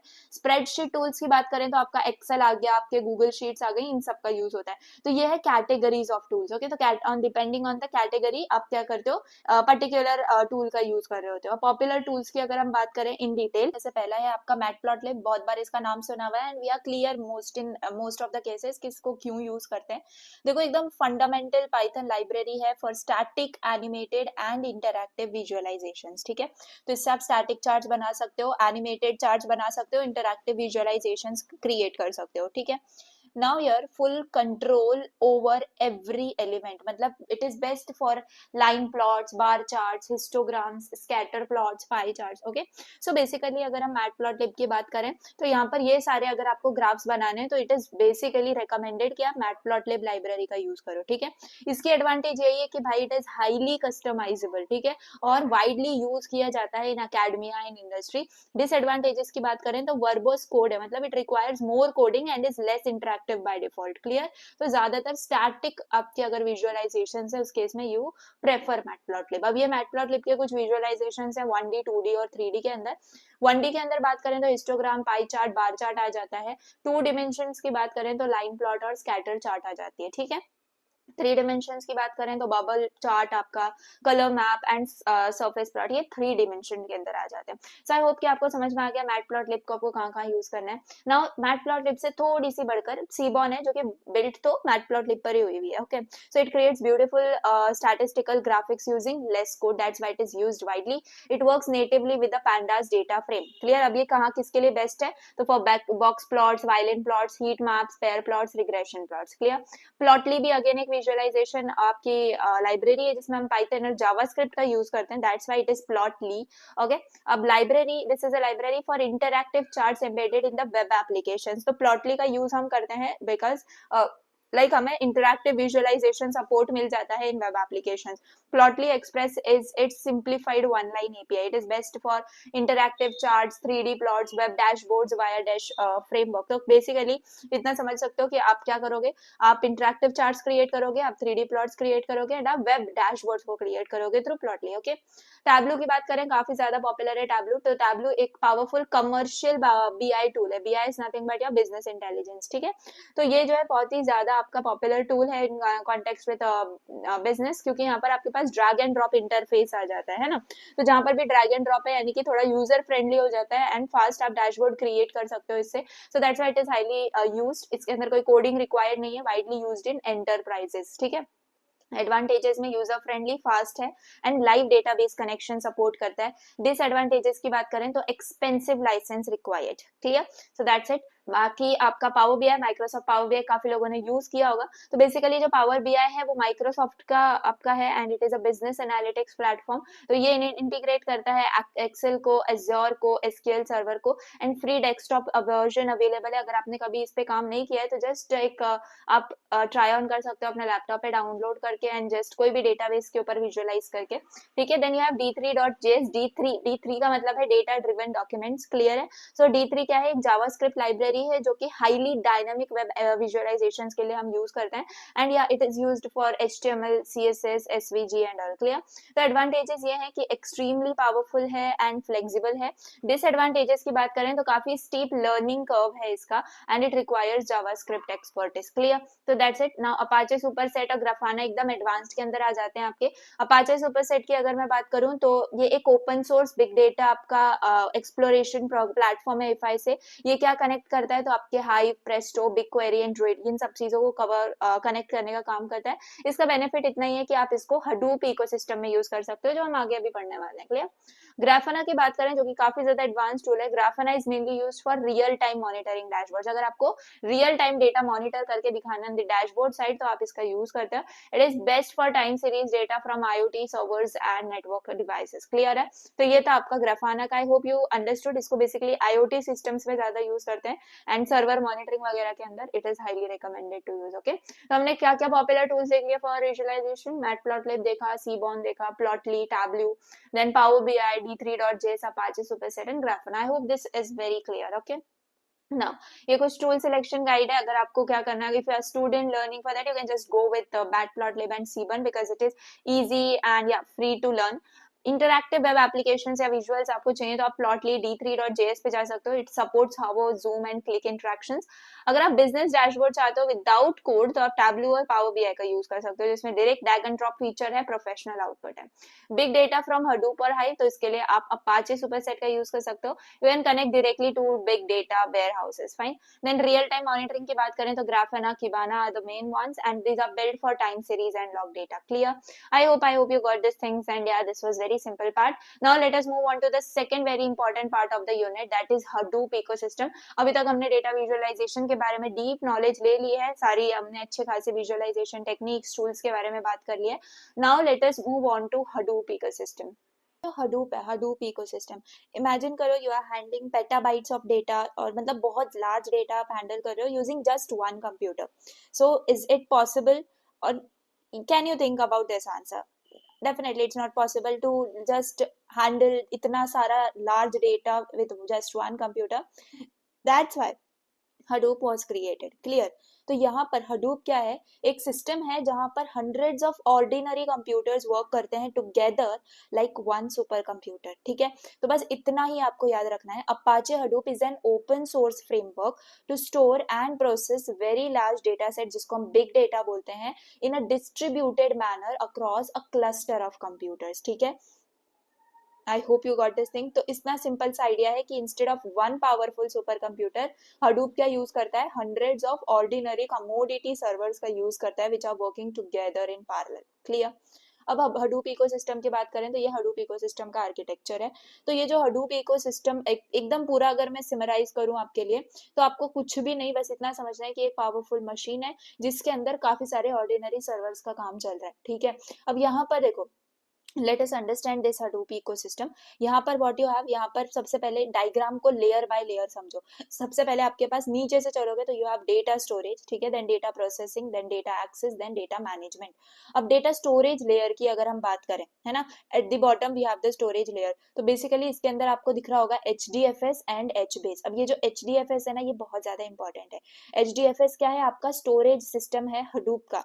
ये क्या स्टोर करता है, डेटा को स्टोर करता है अक्रॉस मल्टीपल मशीन्स. तो यहाँ पर इंपॉर्टेंट पॉइंट आपको ये याद रखना है कि जो लार्ज फाइल्स होती है ना, they are divided into smaller blocks, या और आप ऐसे बोल सकते हो कि उनको डिफरेंट नोड्स के ऊपर डिस्ट्रीब्यूट किया जाता है. तो वो काम जो है वो है आपका HDFS का. ओके, बहुत ज्यादा सिंपल. तो इसका क्या मेन बेनिफिट है, even if one machine fails तो जो डेटा है वो दूसरी मशीन पर सेफ रहता है. क्लियर? तो I hope you got this thing. तो हडूप HDFS क्या है, it is the storage system of Hadoop. ये क्या स्टोर करता है, मतलब डेटा को स्टोर करता है अक्रॉस मल्टीपल मशीन. फाइन. अब HBase की अगर बात की जाए तो HBase क्या है, तो HBase है आपका NoSQL कॉलम ओरिएंटेड डेटाबेस, जो कि HDFS के टॉप पे बिल्ड है. क्लियर? बस इसको इतना याद रखो, ये आपका डेटाबेस स्टोरेज है, कॉलम डेटाबेस स्टोरेज है. क्लियर? तो इससे आप क्यों यूज कर पाते हो, तो बेसिकली HBase हम यूज करते हैं ताकि हम फास्ट रीड राइट एक्सेस कर पाए to large structured data sets. Clear है? तो आई होप कि डेटा स्टोरेज की बात आपको एकदम क्लियर हो गई है, डेटा स्टोरेज लेयर की. अब डेटा प्रोसेसिंग की अगर हम बात करें तो डेटा प्रोसेसिंग लेयर के अंदर what you have very very important thing, that is map reduce and yarn.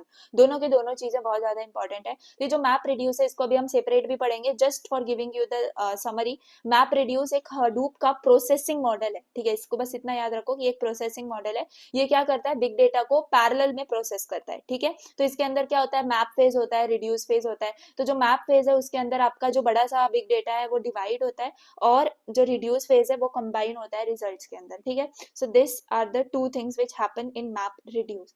Now if I talk about yarn is nothing but it stands for yet another resource negotiator. Clear? तो इसका main work यही है कि ये manage करता है cluster resources को, memory वगैरह को, CPU एलोकेशन, जॉब शेड्यूलिंग वाला जो काम है उसके अंदर yarn आपकी जो है वो मैनेज कर रहा होता है. तो बस इसको एज अ मैनेजर कंसिडर कर लो आप हडूप का. ठीक है, बहुत ज्यादा सिंपल वे में I am just explaining you. ठीक है, then you have data access layer. अब above processing we have data access tools, ये आपको अच्छे से याद रखना है. यहाँ पर आपके पास हाइव है, you have this hive. Okay, ये हाइव क्या प्रोवाइड करता है, SQL like quarrying language provide करता है ऑन हडूप, ठीक है। बाकी ये पिग है, pig what is the basic thing is that कि ये डेटा फ्लो स्क्रिप्टिंग प्लेटफॉर्म के अंदर यूज होता है। तो ये एक पिग लैटिन लैंग्वेज है, ठीक है, it uses Pig that is a Latin language. कुछ नहीं, ये बिग डेटा प्रोसेसिंग को सिंप्लीफाई करने का काम करता है, fine. Then you have Mahout that is used for machine learning. तो एकदम मशीन लर्निंग अगर हमें यूज करना है in Hadoop, we use that. इसमें एग्जांपल आप तो पता ही है भाई, क्लासिफिकेशन होता है, रिकमेंडेशन सिस्टम्स, क्लस्टरिंग वगैरह, वो सब यहाँ पर आपका हो जाता है, clear. Then you have Avro, okay. Avro क्या है, एवरो हम यूज करते हैं फॉर डेटा सीरियलाइजेशन। अगर आपको एफिशिएंट डेटा एक्सचेंज करना है between the systems, you use Avro. Then you have Sqoop, okay. तो ये जो स्कूप है ये क्या ट्रांसफर करता है, डेटा ट्रांसफर करता है between your Hadoop and relational databases, ताकि अगर आपको इंपोर्ट करना है माइस्क्यूएल डेटा को into Hadoop, you can use that, okay. So ये सारे के सारे डेटा एक्सेस टूल्स हैं आपके, एकदम बहुत इजी लैंग्वेज में इन सबके नाम आप याद रख सकते हो, ठीक है। Then above that finally we have a management and coordination tools, that is data management layer.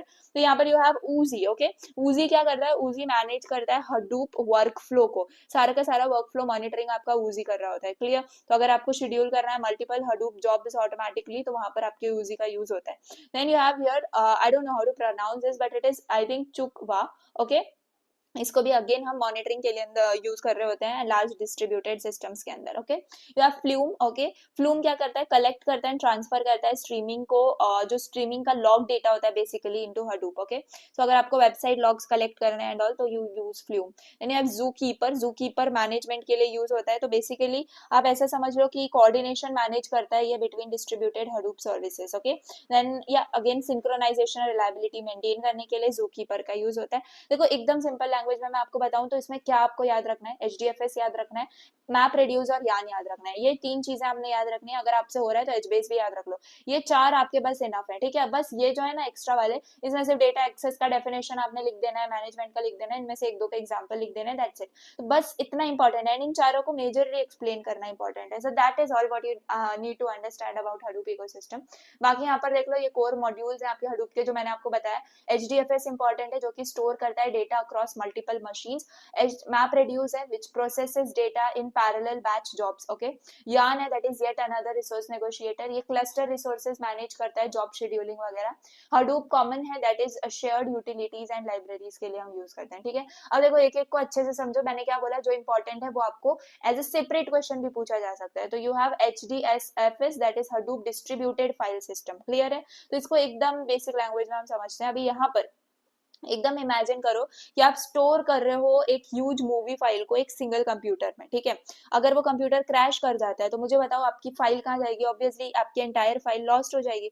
Hadoop जो है ये प्रॉब्लम को सॉल्व करता है यूजिंग HDFS, जहां पर जो डेटा है ना वो स्प्लिट हो जाता है, डिस्ट्रीब्यूट हो जाता है, रेप्लीकेट हो जाता है अक्रॉस मल्टीपल मशीन, क्लियर। तो वही है आपका HDFS। तो HDFS का फुल फॉर्म अच्छे से याद रखो, Hadoop distributed file system. Again ये क्या है, आपका स्टोरेज लेयर का है ना, स्टोरेज लेयर के अंदर ही तो आपका HDFS है, क्लियर, स्टोरेज लेयर के अंदर।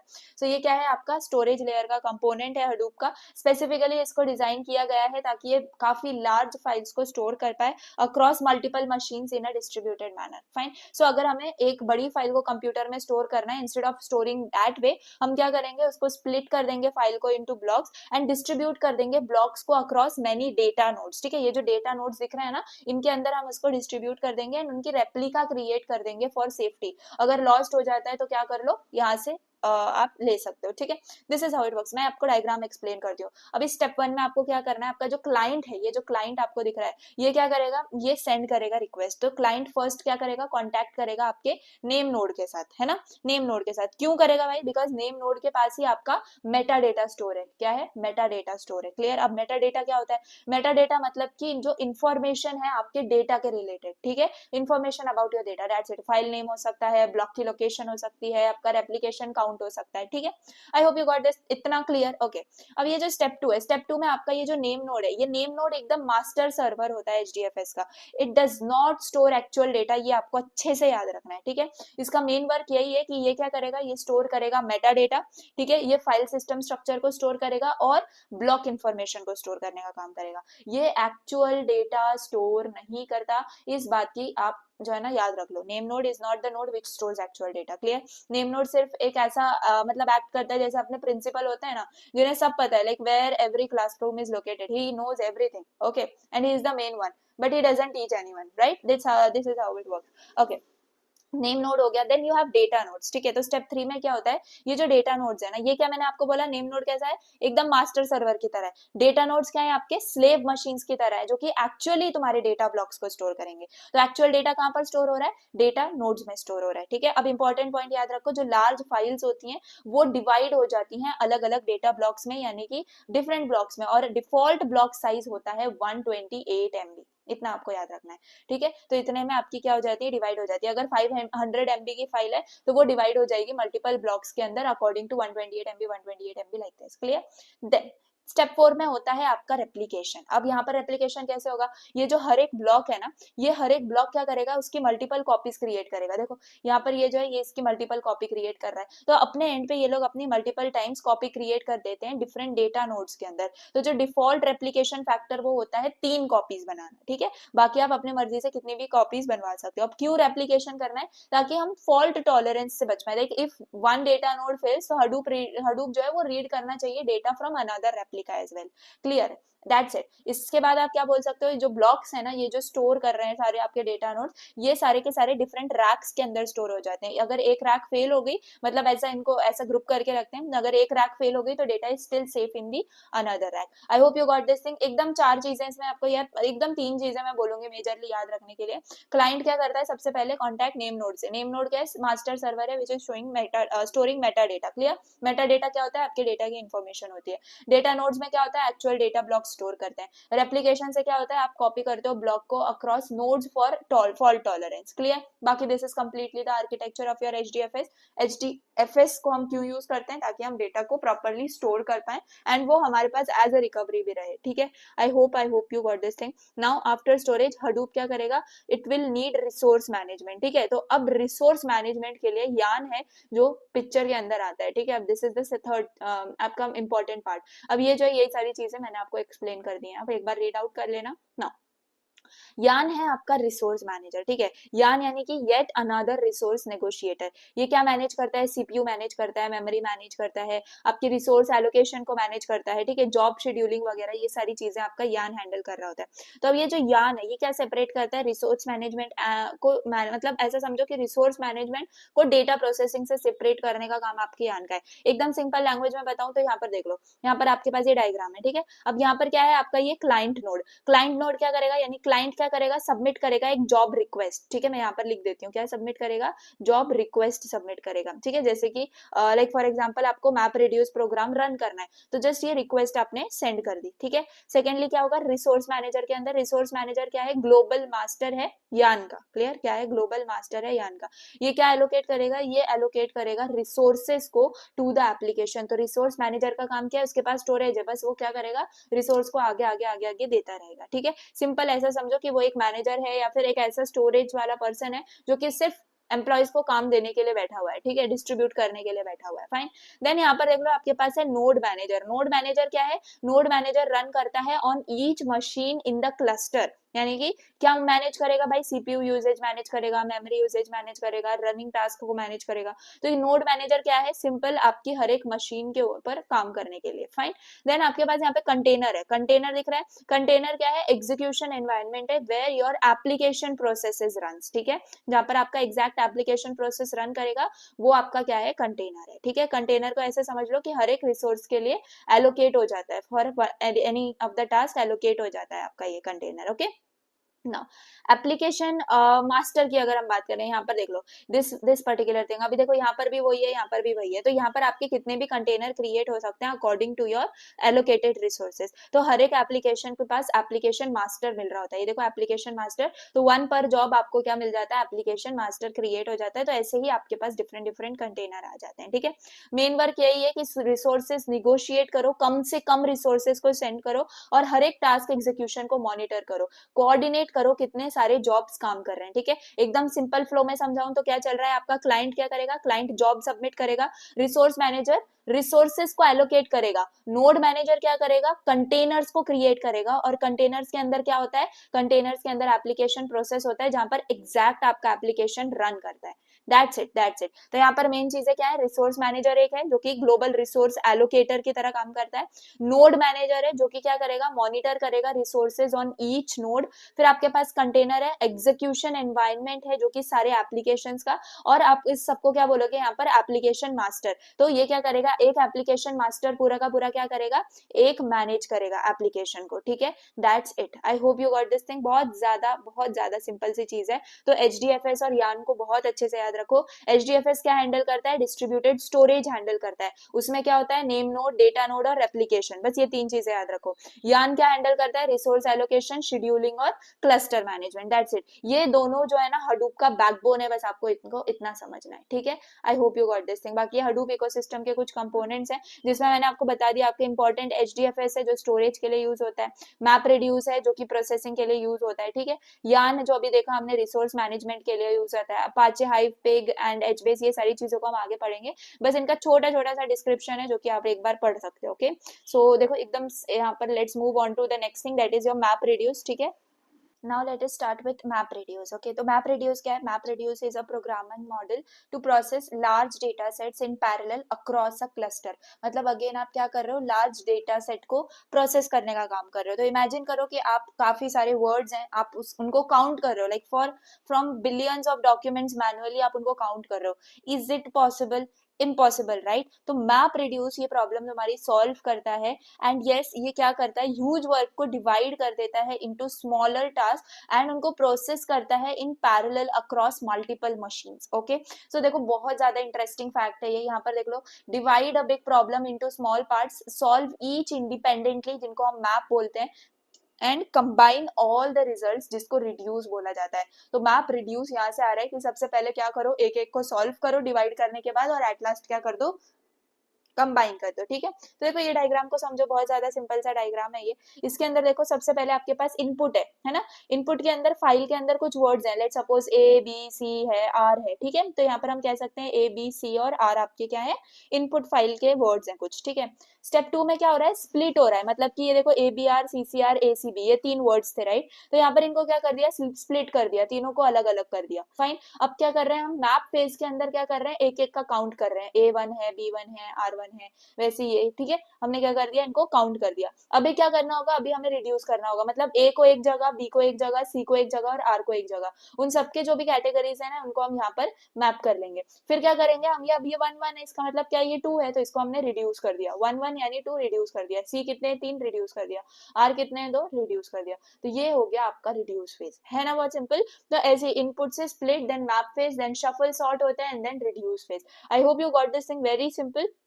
नाउ यहाँ पर देख लो व्हाट यू हैव, फेजेस, ठीक है। यही फेजेस हैं जो अभी मैंने आपको बताया, जस्ट आप यहाँ पे रीड कर सकते हो। वर्ड काउंट का एग्जांपल देखो, जो एग्जांपल मैंने यहाँ पर दिया यही वाला एग्जांपल आप एग्जाम में लिख सकते हो, इट्स वेरी सिंपल। यहाँ पर ये दूसरा एग्जांपल है जिसमें इनपुट में hello world, hello Hadoop world ऐसे लिखा हुआ है, ठीक है। तो कुछ भी नहीं है आपके यहाँ पर, यहाँ पे जैसे हमने ऊपर ABCR कंसिडर किया था, वैसे यहाँ पर हेलो वर्ल्ड हडूप को कंसिडर किया जाएगा, तीन वर्ड्स को, एंड एट द एंड उनका काउंट यहाँ पर आ जाएगा, ठीक है। आप इसको भी दिखा सकते हो। बाकी ये सुडो कोड है, नॉट एक्सपेक्टेड, अगर आ जाए तो आप इसको लिख सकते हो। मैप के अंदर की वैल्यू देते हो आप मैप फंक्शन के अंदर, फिर आप क्या करते हो, एमिट करते हो, हर एक वर्ड पे लूप चलाने के बाद एमिट करते हो, एंड हर एक वर्ड का काउंट आपका एक से इंक्रीज हो जाता है।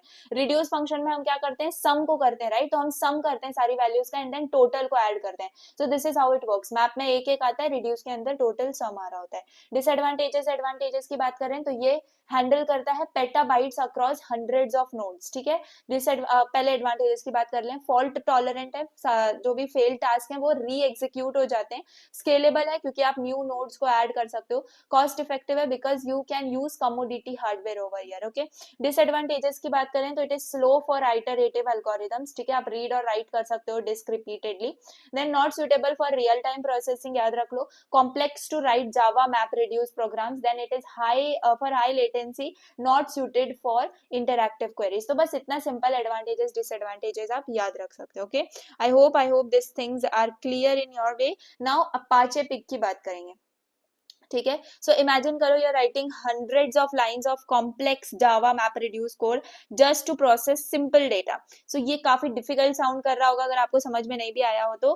That's why Apache Pig and Apache Hive, ये दो चीजें क्रिएट हुई थी to make big data processing much easier and faster. तो यहाँ पर अगर हम अपाचे पिक की बात करें, ठीक है, अपाचे पिक की अगर बात करें तो ये एक हाई लेवल प्लेटफॉर्म है जो कि बिल्ड हुआ है on Hadoop that provides a scripting language called pig latin for processing large data sets। and ये डेवलप किसने किया था? याहू ने डेवलप किया था। क्लियर? तो instead of writing complex map reduce develop programs, developers क्या करेंगे? They can write simple Pig Latin scripts. ठीक है, तो हडूप क्या कर लेगा? ऑटोमेटिकली कन्वर्ट कर लेगा उन स्क्रिप्ट्स को into the map reduce jobs. ठीक है, तो एकदम सिंपल लैंग्वेज में ऐसे समझो कि ये जो पिग आपका अपाचे पिग है ये कैसे एक्ट करता है? एकदम शॉर्टकट लैंग्वेज की तरह एक्ट करता है फॉर हडूप। ओके, की फीचर्स की अगर हम बात करें तो पिग लैटिन का यूज हुआ है। पिग लैटिन एक लैंग्वेज है which is easy scripting language अगर हम बात करें, विद एसक्यूएल लाइक सिंटैक्स होता है उसका। देन रिच डेटा टाइप्स हैं। रिच डेटा टाइप्स है मतलब कि पिग क्या करता है? एडवांस डेटा स्ट्रक्चर को सपोर्ट करता है। इसमें आपके पास बैग आता है, collection, tuple in the form of row and map वगैरह as a key value pairs. ठीक है, देन आपके पास ऑपरेटर्स होते हैं। ऑपरेटर्स कैसे हैं? Powerful operators. ठीक है, तो जो पिग है वो प्रोवाइड करता है operators such as load, filter, group icon, जैसे एसक्यूएल में होता है एग्जैक्टली वैसे। ठीक है, यूडीएफ सपोर्ट होता है तो यूडीएफ का मतलब है यूजर डिफाइंड फंक्शन। तो आप अपने हिसाब से अपनी सपोर्टेड लैंग्वेज जैसे कि जावा, पाइथन और जावा स्क्रिप्ट है, यूजर्स अपने कस्टम फंक्शंस को क्रिएट कर सकते हैं। ठीक है, देन आपके पास क्या? It requires 10x fewer lines of code compare to Java map reduce. तो वही काम हो जाएगा फास्टर डेवलपमेंट के अंदर एंड इजी मेंटेनेंस के अंदर। ठीक है, so this are the key features of Apache Pig. बाकी ये क्या है? आपका पिग लैटिन का एग्जांपल है। देखो बिल्कुल भी इतना आपको पूछा नहीं जाएगा, पर एज अगर आप अगर बहुत ज्यादा सोच रहे हो कि मुझे अगर इसमें डेटा प्रोसेसिंग एंड एनालिटिक्स में काम करना है तो ये वाला आप एक कोड का स्निपेट है जो मैंने डाल दिया है फॉर यू गाइस, आप इसको देख सकते हो। ठीक है, बाकी it is not recommended for university papers. ठीक है, अपाचे हाइव की बात करें तो अपाचे हाइव में क्या है देख लो, एकदम सिंपल लैंग्वेज में। अपाचे हाइव एक डेटा वेयरहाउस सॉफ्टवेयर की तरह है, again which is built on the top of Hadoop. ये क्या प्रोवाइड करता है? आपका हाइव एसक्यूएल प्रोवाइड करता है। Hive SQL sorry hive QL you can से। हाइव क्यूएल मतलब ये एक एसक्यूएल लाइक क्वेरी है जो हडूप के लिए, हडूप हाइव के लिए यूज होती है, इसलिए इसका नाम हाइव क्यूएल रखा हुआ है। क्लियर? तो अगेन ये बहुत ज्यादा सिमिलर है एसक्यूएल लाइक क्वेरी की तरह and it is used for big data which is stored inside the HDF5 HDF7 HDFS। Okay, पता नहीं F5 मुझे बार बार उसका इल्यूजन हो रहा है कि वो HDF5 है। Just remember it is HDFS। Okay, it was developed by Facebook. तो अपाचे पिग याहू ने डेवलप करा और अपाचे हाइव आपका फेसबुक ने डेवलप करा। मेन आइडिया ये है कि अगर आपको एसक्यूएल आती है you can query big data in HDFS using nearly identical SQL syntax। ठीक है, ये क्या? Hive automatically it converts queries to map reduce jobs। तो सिंपल इतना समझ लो कि जो अपाचे हाइव है ना, तो ये क्या करेगा? अगर बेसिकली आपको एसक्यूएल की नॉलेज है तो आप काफी इजीली बिग डेटा को हाइव के हेल्प से क्वेरी कर सकते हो। ठीक है, हाइव ऑटोमेटिकली कर देता है कन्वर्ट क्वेरीज को इनटू मैप रिड्यूस जॉब्स। ठीक है, नाउ की फीचर्स की अगर हम बात करें तो हाइव क्यूएल क्या है? एकदम एसक्यूएल के सिमिलर है, तो काफी इजी होती है for SQL developers. Schema on read की अगर हम बात करें तो यहाँ पर स्कीमा के अंदर ना मतलब हाइव के अंदर जो स्कीमा होता है it is applied while reading the data. ठीक है, ताकि आपका जो स्टोरेज है वो काफी फ्लेक्सिबल फॉर्मेट के अंदर हो जाए। तो दैट्स वाई डेटा जो है वो आपका स्टोर होता है पहले एंड उसके बाद उसको स्ट्रक्चर किया जाता है। That's why it is schema on read. Partitioning की बात करें तो आप लार्ज डेटा को स्प्लिट करते हो by date, region for faster queries. Then bucketing की बात करें तो बकेटिंग क्या है? बकेटिंग के अंदर क्या होता है? एकदम सिंपल लैंग्वेज में बकेटिंग क्या करता है? फर्दर डिवाइड करता है डेटा को इनसाइड पार्टीशंस। एक बार डिवाइड हो गया फिर से डिवाइड करने के लिए बकेटिंग का यूज होता है। JDBC, ODBC है, you have this are the supports you have. तो हाइव क्या करता है? कनेक्ट करता है directly with the business intelligence tools. Okay, जैसे कि आपका टैब्ल्यू हो गया, पावर BI हो गया, तो ये उससे कनेक्ट करने के लिए आप यूज करते हो। ये क्या सपोर्ट करता है? CSV, ORC, Parquet and Avro file format, सारे फाइल फॉर्मेट को मेजरली ये सपोर्ट कर रहा होता है। So I hope you understood the basic key features of Apache Hive. Again ये एग्जांपल है, आप चाहो तो पॉज करके इसको देख सकते हो, otherwise not recommended. Pig versus hive का कंपैरिजन आपको आ सकता है। तो कंपैरिजन लैंग्वेज की बात करें तो पिग लैटिन एक स्क्रिप्टिंग लैंग्वेज है, हाइव क्यूएल एक एसक्यूएल लाइक लैंग्वेज है। ये याहू ने डिस्कवर किया था, डेवलप किया था आई कैन से, एंड ये फेसबुक ने डेवलप किया था। यहाँ पर आपके पास बेस्ट है for ETL data pipelines, this is useful for quarrying and reporting. Data types की बात करें तो it is semi structured and this is structured. Easy of use की बात करें तो इट इज मीडियम, लेकिन अगर यहाँ पर बात करें तो एसक्यूएल डेवलपर्स के लिए it is easy. Programming style की बात करें तो प्रोसीजरल और डिक्लेरेटिव, ये दो प्रोग्रामिंग लैंग्वेजेस का स्टाइल का यूज किया मेजरली, ठीक है। सो आई होप ये comparison is very very useful for you. अब देखो यहाँ पर ये कंपैरिजन टेबल है for map reduce Apache pig and Apache hive, देख सकते हो आप इसको एक बार समराइज फॉर्मेट में देखने के लिए। Clear? Now let us move on to the analytical techniques in big data visualization. अब ये जो टॉपिक है अगेन बिग डेटा से रिलेटेड है, एंड या वी नो कि जो बिग डेटा है it alone is useless if we cannot extract meaningful insights from it।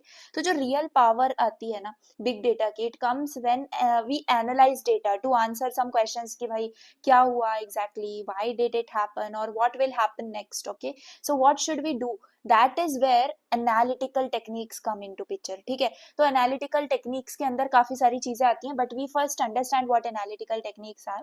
These are the methods which are used to extract meaningful insights from big data before or during visualization। ठीक है, तो ये क्या करते हैं, transform करते हैं raw data को इनटू एक्शनेबल नॉलेज। तो समझ में आ रही है बात, बहुत ज्यादा सिंपल। ये रॉ डेटा को क्या करते हैं, रॉ डेटा को ट्रांसफॉर्म करने का काम करते हैं इनटू नॉलेज आप बोल सकते हो, या फिर कुछ पैटर्न्स या फिर कुछ प्रेडिक्शंस है ना, इन सब के अंदर कन्वर्ट करने का काम आपके बेसिकली एनालिटिकल टेक्निक्स का होता है। अगेन चार टाइप्स के एनालिटिक्स होते हैं, ठीक है, चार टाइप्स के एनालिटिक्स होते हैं। सबसे पहला है आपका डिस्क्रिप्टिव एनालिटिक्स। ठीक है, तो डिस्क्रिप्टिव एनालिटिक्स आपको सिर्फ क्वेश्चन याद रखना है कि ये क्या आंसर कर रहे हैं। ठीक है, बहुत सिंपल लैंग्वेज में कि ये आंसर क्या चीज कर रहे हैं। तो अगर डिस्क्रिप्टिव एनालिटिक्स है तो ये आपको आंसर करेगा कि एग्जैक्टली क्या हुआ, what happened.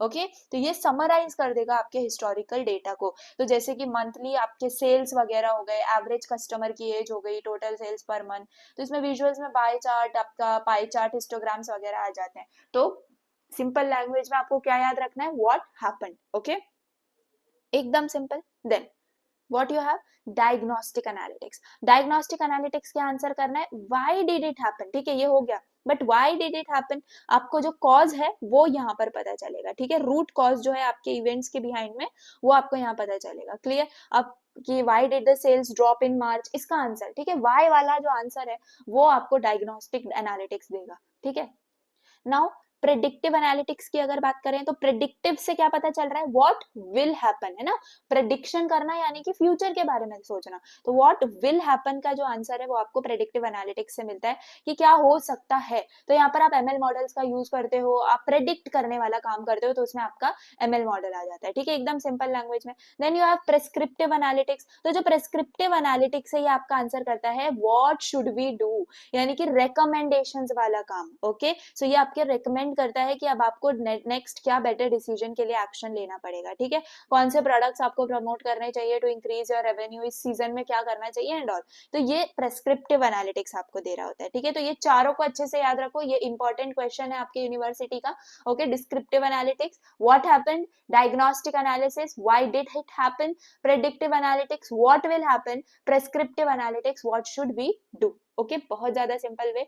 Now key analytical techniques, analytical techniques याद रखो, नॉट एनी डेटा विजुअलाइजेशन, और क्योंकि टेक्निक्स काफी सारी होती हैं and you guys get confused in that. तो एनालिटिकल टेक्निक्स के अंदर सबसे पहले आपका आता है क्लस्टरिंग। ठीक है, क्लस्टरिंग यानी कि आप सिमिलर डेटा पॉइंट्स को ग्रुप करते हो together, you identify natural segments. ठीक है, तो यहाँ पर जो बेसिक इंपॉर्टेंट टेक्निक्स है बस उतनी we are going to discuss about big data.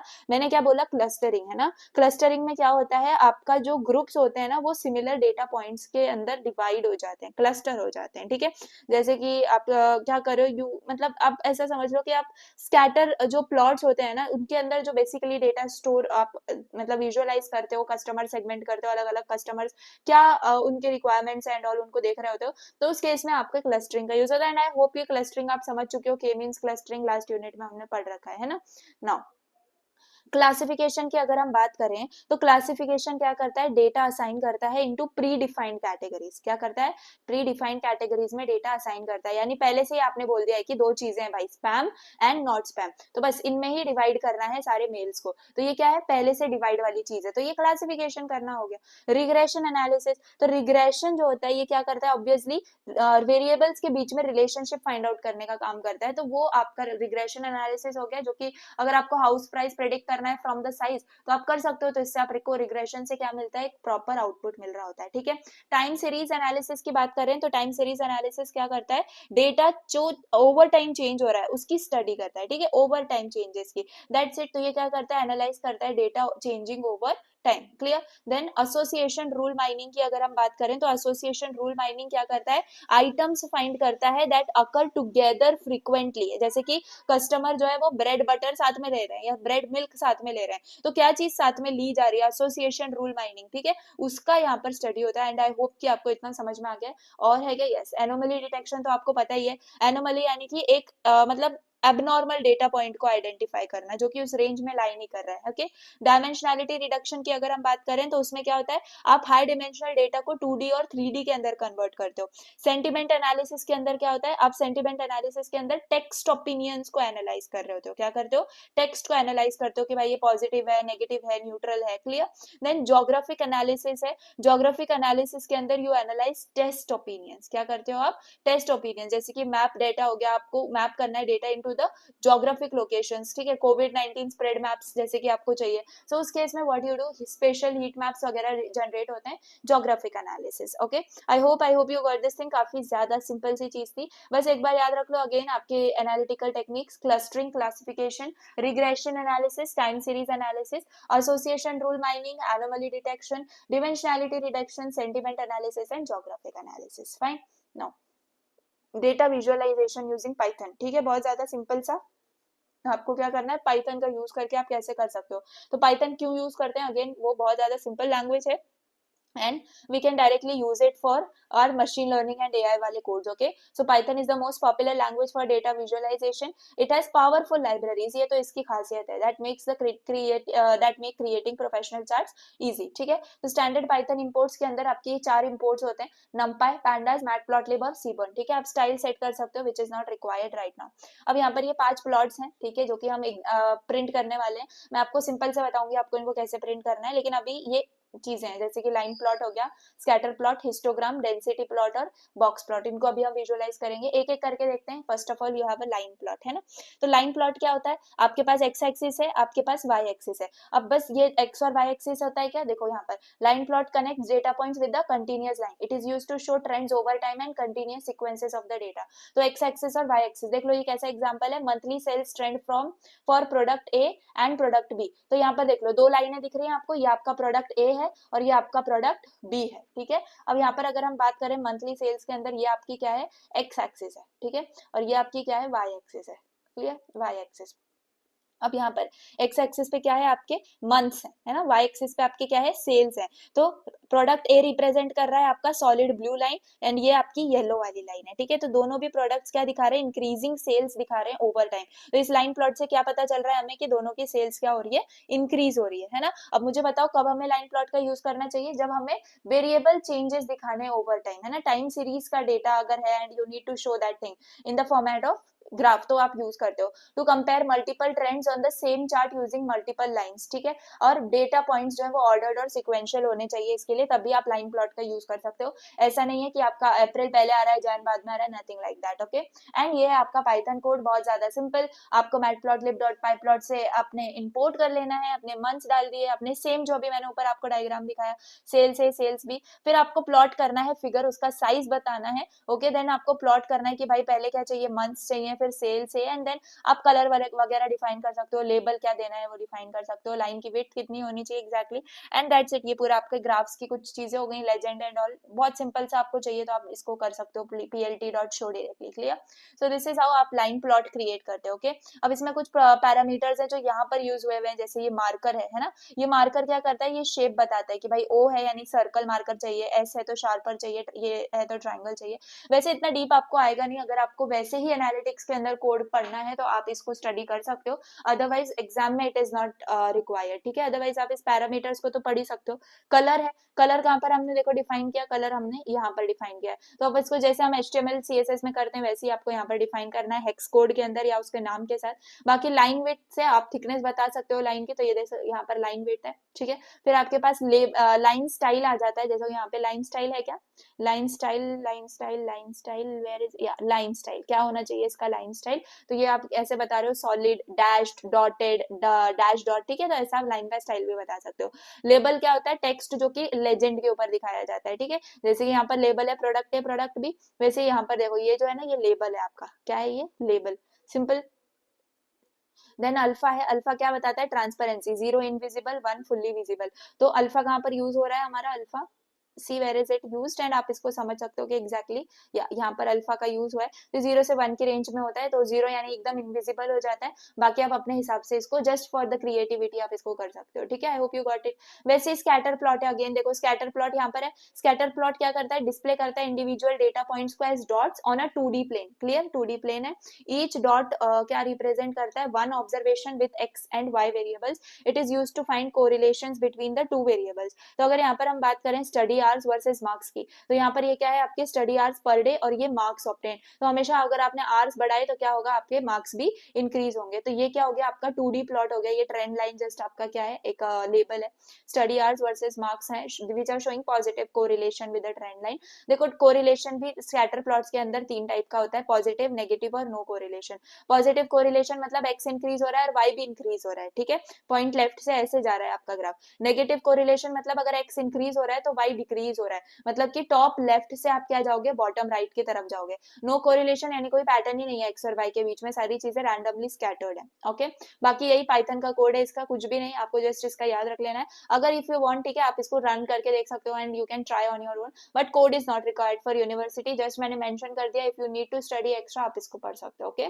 की पैरामीटर्स भी इस कोड के मैंने यहाँ पे बता दिया, ओके। अब हिस्टोग्राम की बात करें, हिस्टोग्राम का हमने देखा, हिस्टोग्राम क्या शो करता है, फ्रीक्वेंसी डिस्ट्रीब्यूशन शो करता है of a single continuous variable, okay, एक ही वेरिएबल होता है, ये आपको याद रखना है। डेटा डिवाइड कर देते हैं हम बिन्स में, इंटरवल्स में, रेंज में, एंड बार हाइट हमें शो करती है how many values fall in that particular range, okay. यहाँ पर बार चार्ट का, यहाँ पर बेसिकली बार चार्ट से क्या डिफरेंस है हिस्टोग्राम का, ये देख लो, हिस्टोग्राम का जो बार है वो टच करता है each gap, each other with no gap, because data is continuous and ordered, क्योंकि देखो 1 से 100 ईयर्स तक हमें चाहिए, तो ऐसा बीच में कोई गैप नहीं है, लेकिन बार चार्ट में क्या होता है, गैप होता है, क्लियर। अब ये वाला हिस्टोग्राम देख लो, यहाँ पर क्या है, मार्क्स है आपके, यहाँ पे क्या है, नंबर ऑफ स्टूडेंट्स, यहाँ पे लेबल से समझ लो, रेड है मतलब फेल है, पास, गुड, एक्सीलेंट, मीन और मीडियन, तो मीन मीडियन तो आपकी एकदम सेंटर में आ गई, ठीक है, यहाँ पे। अब फेल कितने हुए, ये एकदम इसको देख के आपको समझ में आ जा रहा है, सबसे ज्यादा लोग क्या है, गुड वाली कैटेगरी में है, ठीक है। So I hope you got this thing, तो ऐसे आपका हिस्टोग्राम होता है। अब इसमें भी डिस्ट्रीब्यूशन के शेप्स होते हैं, जैसे इधर क्या है एकदम नॉर्मल हमें दिख रहा है,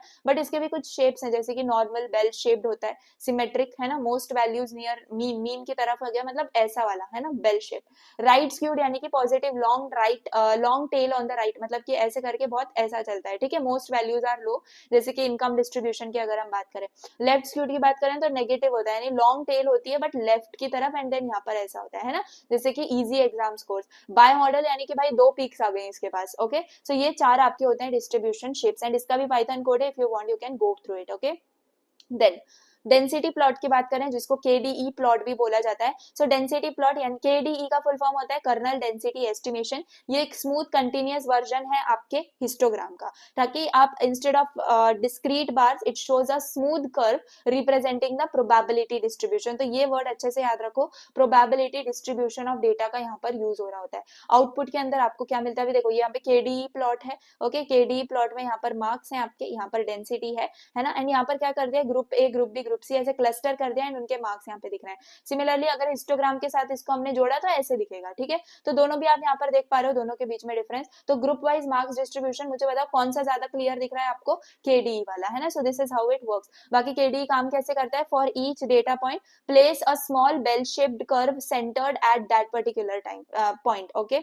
सम अप कर दो all the small bell curves across the entire data range and normalize कर दो the total area under the curve equal to 1, तो ऐसे आपका स्मूथ कर्व जो है वो डिफाइन हो जाता है उस पर्टिकुलर हाइट का, ठीक है। I hope you got this thing. अब कब यूज करना है डेंसिटी प्लॉट, तो अगर आपको स्मूथ डिस्ट्रीब्यूशन कर्व दिखाना है instead of jagged histogram bars, जैसे कि यहाँ पर काफी कॉम्प्लिकेटेड दिख रहा है, को इसको स्मूथ दिखाना है तो can just use density bars to compare distributions of multiple groups on the same chart and to estimate the probability of a value occurring in a data set, ठीक है। इन सब चीजों के लिए आपका डेंसिटी प्लॉट यूज होता है। Again this is the code, you can go through it and आपको एक्जैक्टली वही ग्राफ्स मिलेंगे जो मैंने आपको दिखाए हुए, okay.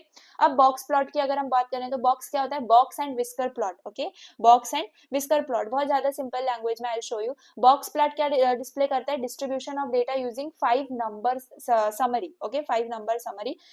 It clearly shows the spread, central tendency and outliers. सबसे ज्यादा आपका जो बॉक्स प्लॉट यूज होता है वो होता है आउटलायर्स के लिए, है ना। आउटलायर्स क्या होते हैं, जो मैंने आपको पहले भी बता दिया, एक एबनॉर्मल डेटा पॉइंट या फिर जो इम्पॉसिबल नहीं है ऐसा डेटा पॉइंट अगर आपका है तो उसके लिए आप बोलते हो कि दैट इज एन आउटलायर, ठीक है। वो आपके फिट नहीं हो रहा है, इन दैट केस आप क्या करते हो, चेंजेस कर सकते हो अपने डेटा के अंदर, या फिर you can just work on removing that outliers and all, ठीक है। तो जो बॉक्स प्लॉट होता है, again it visualises data distribution using 5 number summary, इतना आपको अच्छे से याद रखना है, ओके। अब जो लार्ज डेटा सेट होता है उसके अंदर तो आपको पता नहीं होता कि भाई कितने आउटलायर्स हैं, तो उस केस में बेसिकली इसका यूज होता है। अब यहाँ पर आउटलायर्स कहाँ दिख रहे हैं, तो these are the outliers, these are the outliers. अब देखो ये दिख रहा है कि भाई ये मैक्सिमम यहाँ तक, मिनिमम यहाँ पर और मैक्सिमम यहाँ तक लिमिट है, मिनिमम ये मैक्सिमम इतने मार्क्स है, मिनिमम ये मैक्सिमम इतने, मिनिमम ये मैक्सिमम इतने। उसमें भी कुछ कुछ आउटलायर्स हैं जो कि ये वाले नीचे वाले तो सारे फेल हैं, ऊपर वाले टॉपर्स हैं। सो ऐसे आप क्रिएट कर सकते हो मार्क्स डिस्ट्रीब्यूशन बाय सब्जेक्ट, ठीक है। तो डिफरेंट बॉक्स प्लॉट जो होते हैं वो डिफरेंट, यहाँ पर देख रहा है आपको हर एक बॉक्स प्लॉट एक एक सब्जेक्ट रिप्रेजेंट कर रहा है, math, science, English, Hindi, okay. अब हम क्या कर सकते हैं, कंपेयर कर सकते हैं subject wise marks distribution, and आपको क्लियरली समझ में आ रहा है किसमें मिनिमम किसमें मैक्सिमम मार्क्स मिले हुए हैं, है ना। 5 नंबर समरी क्या है आपको ये समझना होगा। तो 5 नंबर समरी कुछ भी नहीं है, देखो बहुत ज्यादा इंपॉर्टेंट कॉन्सेप्ट है ये बॉक्स प्लॉट का, पर समझो मिनिमम होती है आपकी स्मॉलेस्ट वैल्यू, मिनिमम यानी कि यहाँ पर ये जो दिख रहा है this is the minimum smallest value, clear है। उसके बाद आता है आपका Q1, Q1 क्या होता है, फर्स्ट क्वार्टाइल, क्या होता है, फर्स्ट क्वार्टाइल, 25% ऑफ डेटा। ये क्या है आपका 25% ऑफ डेटा को, मतलब बच्चों को 60% मार्क्स है, ठीक है, समझ में आ रहा है, या इससे नीचे मार्क्स है, आप इसको ऐसे कंसिडर कर सकते हो, इससे नीचे मार्क्स है, तो ये होता है 25th परसेंटाइल, ओके। फिर आपका आता है मीडियन, क्या आता है, मीडियन, समझ में आ रहा है, देखो यहाँ पर भी लिखा हुआ है मैंने, ये है आपका मिनिमम, है ना, ये है आपका 25th परसेंटाइल, ये है मीडियन, ये 75th percentile, okay, 75th percentile यानी थर्ड क्वार्टाइल, और ये क्या है आपकी मैक्सिमम। तो ये होता है आपका 5 number system. I hope you got it. Now ये IQR क्या है, IQR है इंटर क्वार्टाइल रेंज, क्या है, इंटर क्वार्टाइल रेंज, ये मेजर करता है स्प्रेड ऑफ मिडल 50% डेटा, कितना 50% डेटा जो है वो स्प्रेड हुआ है, क्लियर है। I hope you got it. तो इसका जो फॉर्मूला होता है IQR का, याद रख लो, सिंपल सा है, Q3 माइनस Q1, Q3 क्या है आपका ये वाला है, और Q1 ये वाला है, क्लियर है, बहुत ज्यादा simple. I hope this things are very clear. बाकी आपके पास ये सारी चीजें जो मैंने आपको एक्सप्लेन कर दी IQR के बारे में। क्या विस्कर्स क्या होते हैं, विस्कर्स नथिंग बट आप ऐसे इनको समझ सकते हो, they extend from the box to show the data range, है ना, डेटा रेंज को शो करने के लिए ये जो आपके एक्सटेंड हुए हैं ना, these are nothing but the whiskers, okay. You can just go through the context, you can just understand this thing. Outliers तो आपको समझ में आ गया, जो मैंने आपको बता दिया, विस्कर्स के बाहर जो होते हैं वो आपके आउटलायर्स होते हैं। कब यूज करना है, जब आपको कंपेयर करना है distribution across multiple groups, and सबसे ज्यादा यूज किया जाता है to identify outliers, to understand the data spread and variability, बाकी स्क्यूनेस चेक के लिए, clear. So I hope you got this thing, box plot को कहाँ यूज करना है, this is exact code of it. I hope you got it. सारे 5 plots की अगर हम समरी देख लें तो लाइन प्लॉट है, स्कैटर प्लॉट हमने देखा, histogram, density plot and box plot. I hope you got this thing. बाकी यहाँ पर यूनिट कंप्लीट होता है, एंड हमने इसके अंदर जो 2 मेजर चीजें पढ़ी वो पढ़ी डेटा विजुअलाइजेशन और हडूप के बारे में, एंड लेटर ऑन हमने कुछ बेसिक आपने क्या कहते हैं ग्राफ्स के बारे में समझा, है ना। तो डेटा विजुअलाइजेशन रिवाइज कर लो, what is it, graphical representation of data using charts, graphs and maps. Big data की बात करें तो data with the 5 V's, okay, volume, velocity, variety, veracity, value. HDFS बहुत इंपॉर्टेंट है, हडूप डिस्ट्रीब्यूटेड फाइल सिस्टम, जिसके अंदर आपका डेटा स्टोर होता है। मैप रिड्यूस बहुत इंपॉर्टेंट है, प्रोग्रामिंग मॉडल है ये, मैप और रिड्यूस दो चीजें इसके अंदर यूज होती हैं। अपाचे पिग, अपाचे हाइव के बारे में देखा, हिस्टोग्राम के बारे में पढ़ा, scatter plot, box plot, density plot, line plot just अभी पढ़ा, यान पढ़ा, यान क्या है, रिसोर्स मैनेजमेंट लेयर है हडूप का। IQR क्या है आपके बॉक्स प्लॉट का इंटर क्वार्टाइल रेंज है Q3 minus Q1। Name node data node कहाँ से आए, नेम नोड डेटा नोड आपके HDFS से आए। याद रखो नेम नोड के अंदर नेम नोड आपकी मास्टर होती है, डेटा नोड आपकी स्लेव होती है, ठीक है। बाकी ये सारे कुछ एग्जांपल्स हम इसको रीड आउट कर सकते हो, ये सारे एब्रिविएशंस है जो याद रख सकते हो, short forms HDFS, YARN, HQL, UDF, इन सबको एक बार आप अगर गो थ्रू कर लोगे it would be a great thing. Yeah that's it and your unit is complete guys. I hope DSBDA तो कवर हो गया बाय माय साइड, है ना। DSBDA का पूरा सिलेबस आपका कवर हो चुका है। Now you can tell me next आपको कौन से यूनिट चाहिए, AI चाहिए या WT चाहिए। अकॉर्डिंग टू द कमेंट्स मैं नेक्स्ट वीडियो को लेकर आऊंगी एंड या नेक्स्ट सब्जेक्ट को कवर करने की कोशिश करेंगे। अदरवाइज WT के आप देख सकते हो, WT के में भी यूनिट 3-4 अपलोड हो चुका है। You can go through that, जो अपलोड हो चुका है प्लीज फर्स्ट आप वो कंप्लीट कर लो, देन ओनली ट्राई कि आप मुझे बोलो कि हाँ आप नेक्स्ट वीडियो लेकर आओ, because I am also busy in my cases, but still I am taking out my time and just doing as much as I can. Otherwise hpofficial.in website के ऊपर आपके सारे के सारे नोट्स अवेलेबल है and इस वीक आपके सारे मास्टर सोल्यूशंस भी अपलोड हो जाएंगे, तो कोई टेंशन वाली बात नहीं है फॉर दोज जिन्होंने ऑलरेडी परचेज कर लिया है, ठीक है। तो कोई डाउट अगर है तो आप इस वेबसाइट के ऊपर भी डाल सकते हो, इस वीडियो के कमेंट सेक्शन में भी डाल सकते हो एंड डेफिनेटली प्लीज इस वेबसाइट पे जाके अपना अकाउंट तो क्रिएट कर लेना एंड देन आप अपने हिसाब से कोई भी सब्जेक्ट परचेज कर सकते हो अकॉर्डिंगली। अगर आपको नोट्स चाहिए नोट्स, मास्टर सोल्यूशन चाहिए मास्टर सोल्यूशन, अदरवाइज दोनों चाहिए तो दोनों का bundle they. That's it. Okay, so I hope आपको समझ में आ गया है एंड इस वीडियो को ज्यादा से ज्यादा लोगों तक शेयर करो। DSBDA का सिलेबस तो कवर हो गया, I am happy with this thing. Next again जैसे मैंने बोला कमेंट सेक्शन में बता देना what ever you want another subject. Okay, that's it and yes, अगर वीडियो पसंद आई हो तो प्लीज लाइक कर देना, चैनल पर नया हो तो सब्सक्राइब कर देना। Thanks for watching, bye.